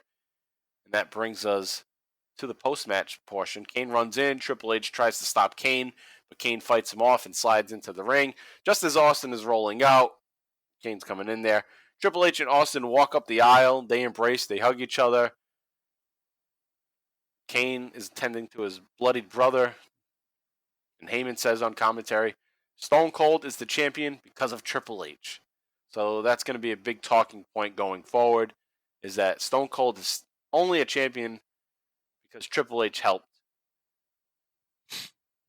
So despite the fact that Austin pretty much cost Triple H, or did cost Triple H his IC title, Triple H still, as a partner, made sure to help Stone Cold retain his title. So JR seconds later says the same thing, and like I said, so that's a talking point at this point. So I enjoyed the match. This is a pay-per-view match, so let's give it a rating. JV, what'd you have? I gave it a solid 4 skulls. All right, same with me. Good. So yeah. I wasn't sure if you were going to be on board with that, but I fucking loved it. I thought it was great. At least in the moment, you know, watching it, I was like, ah, shit, finally, this is a good action here. You know, maybe because sometimes it's hard to watch the matches alone, especially main events. And this one was not hard. No, it was enjoyable. Like, this was really good because, you know, wrestling's always better when you watch it with friends, as most things, sports, everything else. But I felt like watching this match, like I felt invested in it too, because it was such a good build up to this main event that we've covered. That I felt like I'd be doing it a disservice if I didn't give it at least 4 skulls. 4 smoking skulls, to be exact. Yeah, I agree. Yeah, so it's not just 4 skulls; it's 4 smoking skulls. So that's like an upgraded 4 skulls. Yeah, upgrade. It's skulls on steroids. I mean, we could just say it's like a 4 1/4 skull, but 4 smoking skull. Good match, like I said. I think it's the best match between the two of them up to this point. I mean, I'd have to go back, but this one stood out to me. I like both characters as they are at this point, especially the Undertaker. The Undertaker being in this character, I think, really boosts this feud in this match. Now, if it was just another Deadman, Austin, none of this cool shit would have happened. No, not at all. So I loved it. Surprised me, and Earl Hebner didn't really annoy me at all, other than one time where he was telling Austin to get off of Undertaker's neck with his boot. But other than that, I didn't notice him. And as we've said in the past on this show, when the referee doesn't stand out, that means they're doing a good job. And when I say that, I always go back to WrestleMania 13. You had a fucking star in Ken Shamrock, star of Ultimate Fighting, as the referee during Bret Hart versus Stone Cold, and you forget he's even there because he makes it a point to not be noticeable. And you said it on our episode, is that because he's a pro and he's taking his job as a referee seriously and not trying to put himself over above Bret Hart and Stone Cold. Yep. So, the good referees do that. They know that they're not the show. The two guys in the ring beside them are. And Earl Hebner, I think, has a hard time with realizing that you're not a fucking star. You're not part of this. You're facilitating for these guys and to try to make them look good by not being noticed so that they can be noticed. And he fails at that all the time. Except for this time. And that's why I want to give him some props, because I always shit on him. But there it is. And that is Judgment Day 2001. All right, so that will complete our Austin portion of the show this week. And next week we'll continue on into the next 2 weeks, Raw and SmackDown from the very next night, May 21st, and then SmackDown for the 24th. And we'll wrap up the rest of May with the following Raw and SmackDown. And some good shit going on there, a little change of pace. There is going to be the big thing with Triple H that will derail this whole two-man power trip and send us on a different course with Austin's story. And that'll lead to some cool shit with Chris Jericho and Chris Benoit being in some top spots with Austin. So I'm looking forward to that on next week's episode as we continue on our coverage of the career of Stone Cold Steve Austin. But we're going to take a quick little break, listen to our boy Alex Storio talk about his show Talking Taker, and then we'll be back with Good, Bad, and Ugly.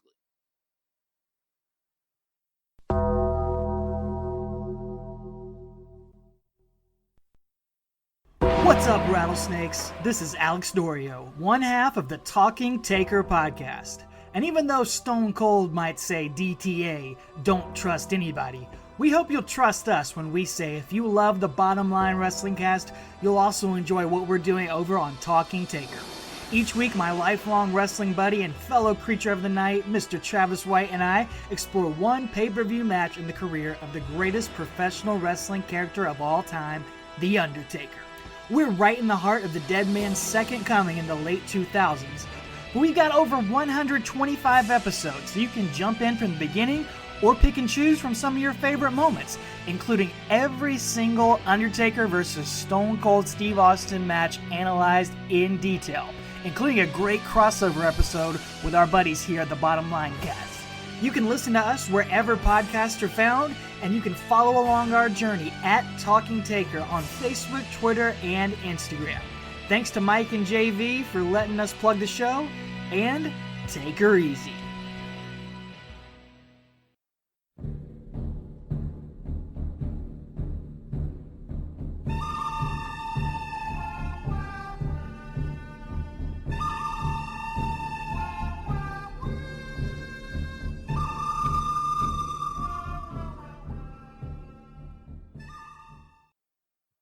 All right, so it's now time for the good, bad, and ugly roundup, and let's just get right into it. I'll jump in there first.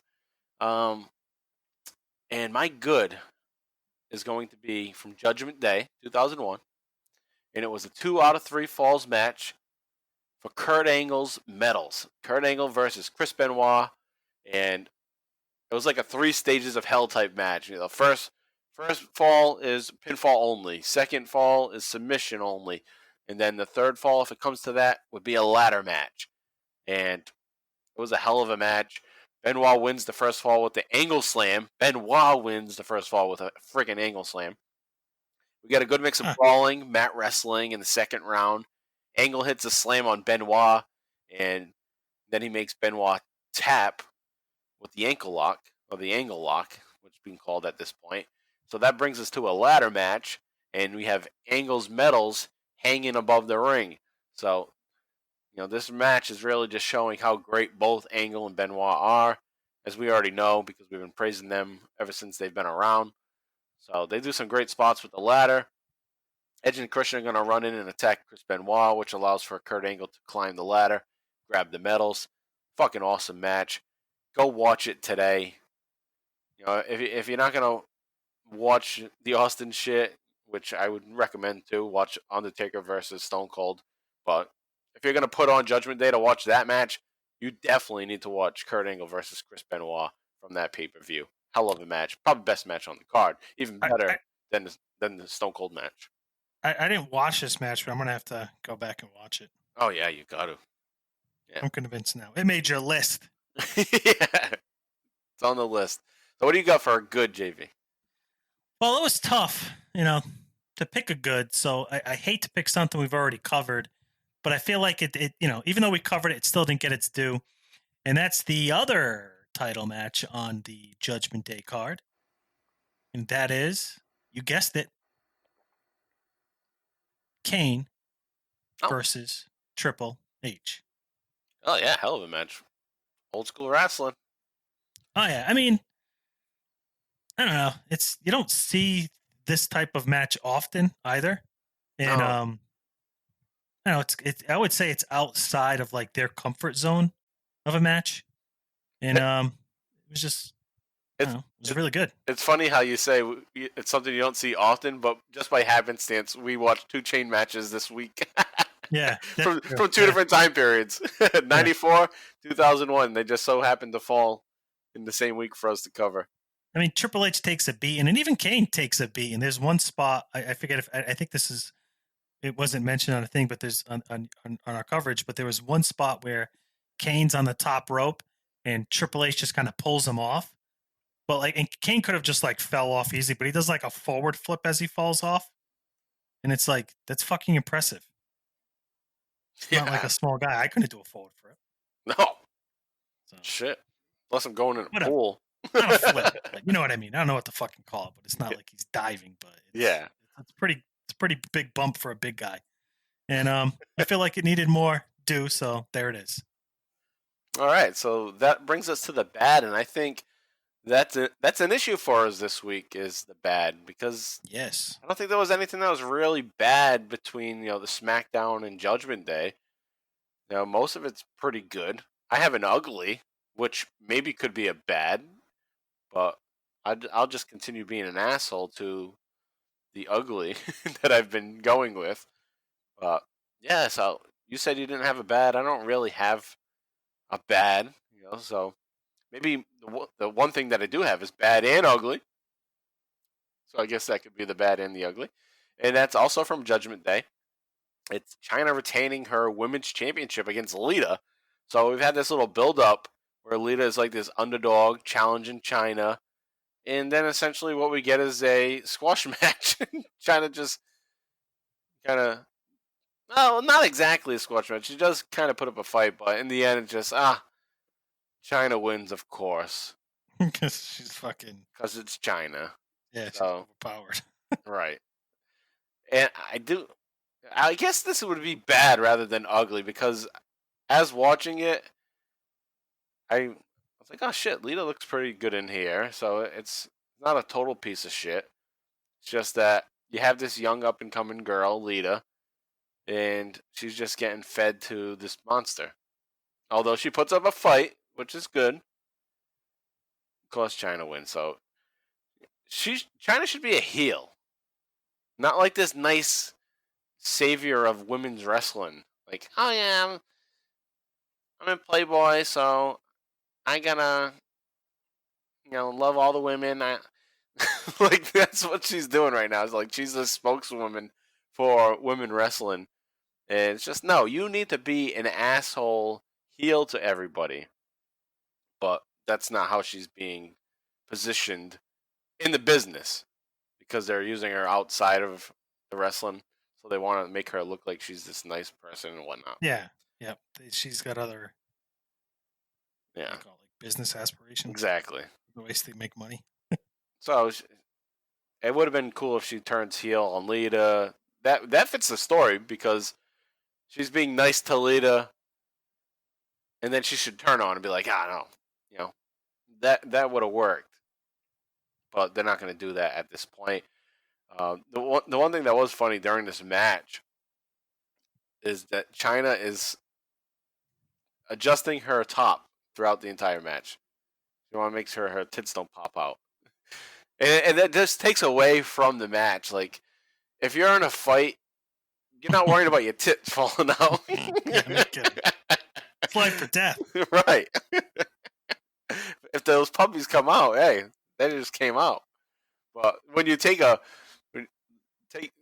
you take a back body drop, your first thought should not be, I got to cover up my tits. It should be, my back hurts. But, that's just the way it goes. Eddie Guerrero does head out to check out the match. So Lita, there's a little story going on with the Hardys, Lita and Eddie, and China had told them not to trust Eddie, but Eddie's, being pretty good. He's sticking with the Hardys, but we don't know what he's really up to yet. But he comes out, he checks out the match, and I guess that's, I guess it's bad, but not ugly. So this was a tough week because we only did 2 episodes, and there wasn't a whole lot of bad because we were building up to a pay-per-view, and the pay-per-view was pretty solid. JV, did you have an ugly? No, I didn't have an ugly. A bad or an ugly? Okay. Yeah, since we only covered, the 2, SmackDown and Judgment Day. I feel like I'd be reaching. I would just be saying it was ugly because it was ugly. But there's nothing. If I'm going to pick something that's like bad, I might reach, but ugly, I'll never reach. Like, it has to be something that, legit makes you throw up in your mouth. Right, just that cringy. Right, just because our segment's called Good, Bad, and Ugly doesn't mean that we're always going to have all 3. Right. Sometimes there might be no good. Yep. I can generally find good, though, because I'm just good-natured. I'll look at the good in most things. But, yeah. So there's that. That's our Good, Bad, and Ugly. But before we move on to our wrap-up, I don't want to just run down the card for Judgment Day and read the results. Because, we didn't cover a whole lot, so why not just what happened here on Judgment Day? So, on Heat, you had Raven defeating Val Venus, who I didn't even know was really around still. But that's why he's on Heat. So Raven gets the win there. You have the Holly Cousins defeat Kai and Tai on the pre-show on Heat. And then we get to the opening match of the pay-per-view. William Regal, Lord Regal, defeats Rikishi in only a 4-minute match. And then you had the great match, 24 minutes, Kurt Angle versus Chris Benoit, winning 2-1. Good shit there, as I talked about in my good. And then we had a pretty solid hardcore championship match. And I think this hardcore scene has just been stepped up a level ever since Rhino has come into it. Because now the matches are actually pretty good with Rhino in it. And Raven helped too. WrestleMania, Raven did a good job with Big Show in that match. But Rhino is even stepping it up too. And Rhino defeats Big Show and Test in a triple threat hardcore match. Lasts about 9 minutes. That was a good match. And then you had China defeating Lita, which went for 6.5 minutes. Which is long for a... Yeah, that is long for a China match. Or just a women's match in general. Yeah, that's true. And then you have Kane defeating Triple H. We talked about that. That's JV's good, and it's one that we covered on our way through Stone Cold's career. That went about 12 and a half minutes. But then you have the Tag Team Turmoil match, which was also one of my backup goods, and it's definitely worth checking out.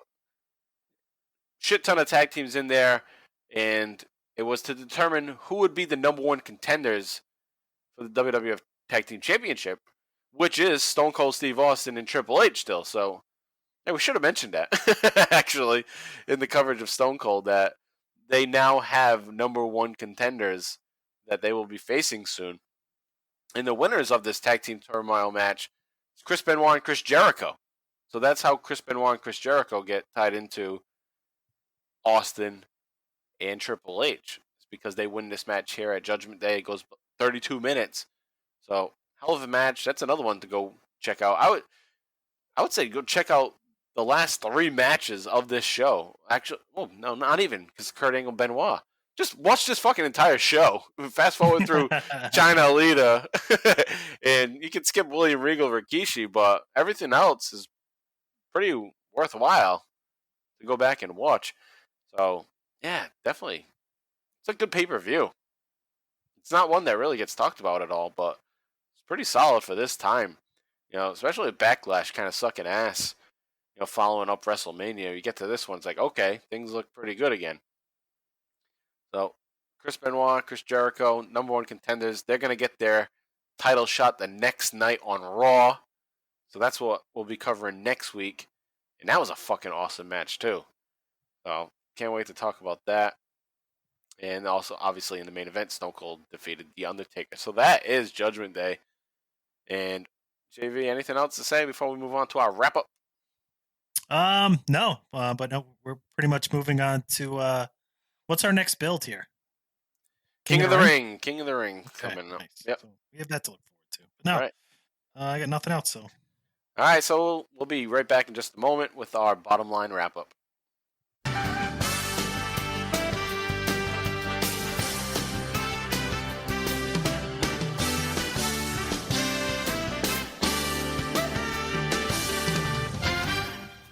All right, we're back now with our bottom line wrap up, and I love the music that we use to go into our wrap up.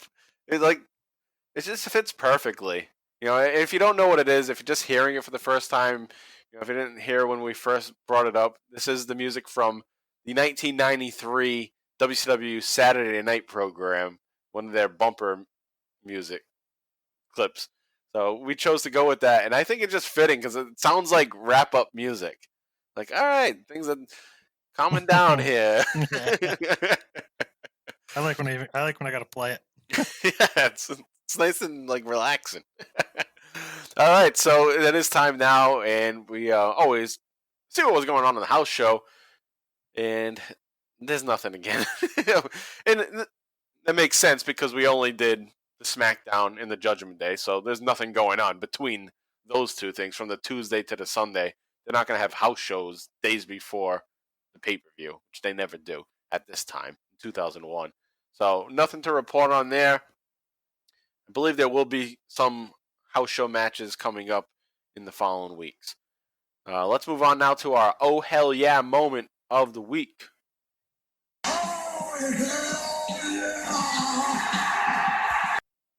JV, what do you have for your Oh Hell Yeah moment of the week? My Oh Hell Yeah moment, I think it's a no-brainer here. It's the Judgment Day main event. I mean, 4 smoking skulls. It's hard to pick something else, so I'm going with that.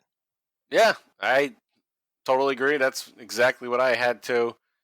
That is my Oh Hell Yeah moment of the week. Great match. Like I said, probably the best up to this point. I don't remember what comes after, but the best Austin Undertaker match that I can remember watching up to this point in our coverage. And, you know, that might be something that people disagree about, but that's just my opinion. It's the one that I enjoyed the most that I can remember. You know, while writing these notes, watching the match, this is the one that I was like, oh shit, this is good.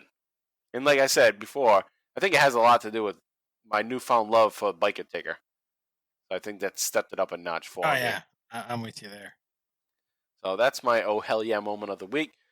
And let's move on now to our oh hell no moment of the week. Oh, hell no! All right, JV, any oh hell no for you? What do you got? Yeah, this was a no-brainer. Oh. It's Steph and Debbie Debbie. Steph and Deborah backstage and they're fucking Saved by the Bell Boy Meets World moment. Just a waste of time. Didn't need to happen. Oh, that's good. We talked about it way too much. Yeah. And that was only like a minute, so goes to show you how bad. And we're bringing it up again. So fucking definitely hell no. Fuck that segment. Oh, man.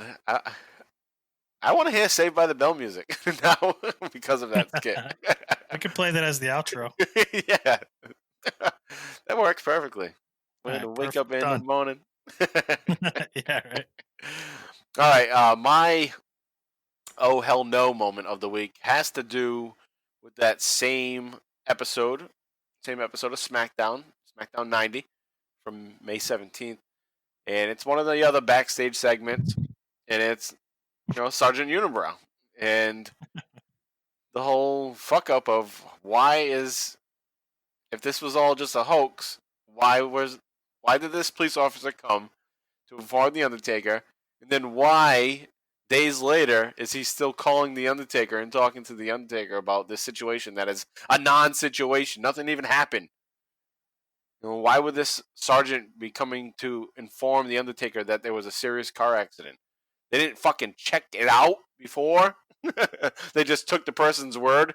Fucking Triple H calls on the phone and, oh yeah, well, I guess we'll believe you. Let me go run to fucking Monday night. Let me go run to SmackDown and tell the Undertaker that his wife's in this accident that we never even checked out. Just stupid. Just bad writing. Very, very bad writing. So that's my oh hell no moment of the week. And that'll move us on now to next week. Next week on the Bottom Line Wrestling Cast, we'll continue on. We're going into the weeks after Judgment Day, and we'll follow up with Raw from May 21st, SmackDown from May 24th. Move on to Raw from May 28th and SmackDown from May 31st. That's what the plan is. So, with that said, sometimes, when we start to do the episode, depending on how long we go, we might decide to cut some things and, save it for another episode because we don't want to talk for 3-4 hours. So, we want to try to keep it, within 2 hours. Like a little over 2 hours is probably what our max would be.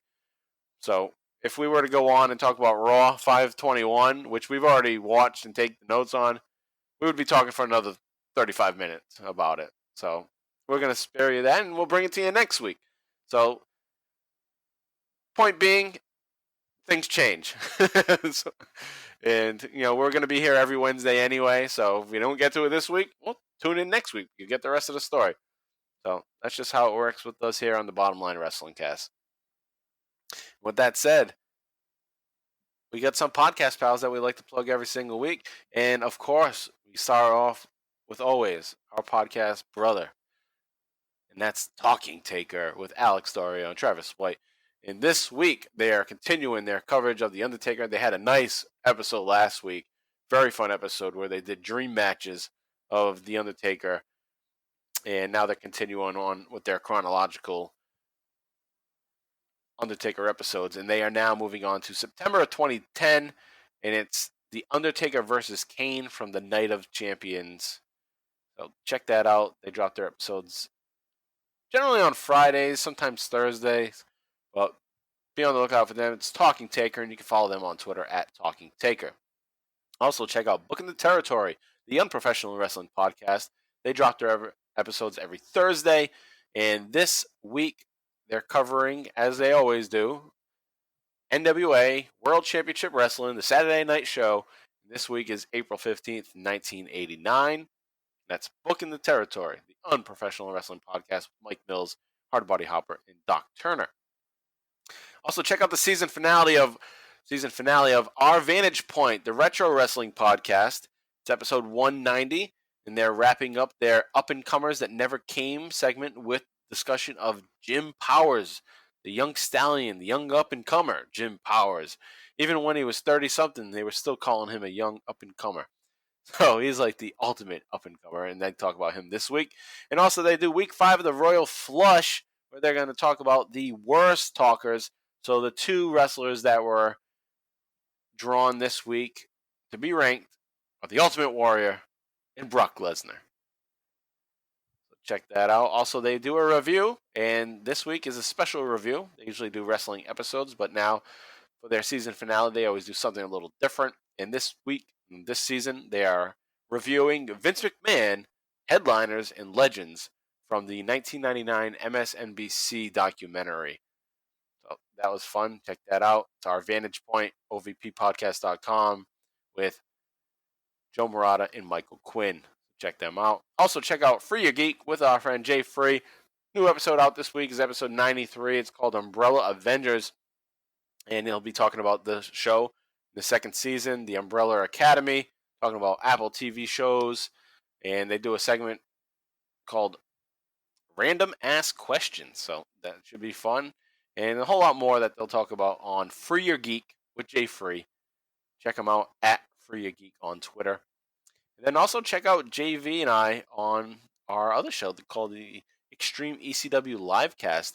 And it's available on the Booking the Territory Patreon or Patreon. Don't know how exactly to pronounce it, but Patreon or patreon.com. And it's a $5 tier. And this week on our ECW show, we are doing our 5th Supercard special. We talked about it a little bit on this episode in regards to the chain match between Pitbull and Taz. It is the Hostile City Showdown, 1994, June 24th, 1994. That's available, again, on patreon.com/booking the territory. Sign up for the $5 tier. Check it out for a month. You have all our back episodes. We have about 34 episodes available there of the Extreme ECW Livecast, plus all the great shit that they have. So check it out. And with that said, thanks, guys, for listening as always. We really appreciate it. And we'll be back next week with our continuation of the career of Stone Cold Steve Austin as we head into late May of 2001. Things are going to start to spice up with Chris Benoit and Chris Jericho getting involved with the Rattlesnake. JV, any final words before we head on out of here? No, sir.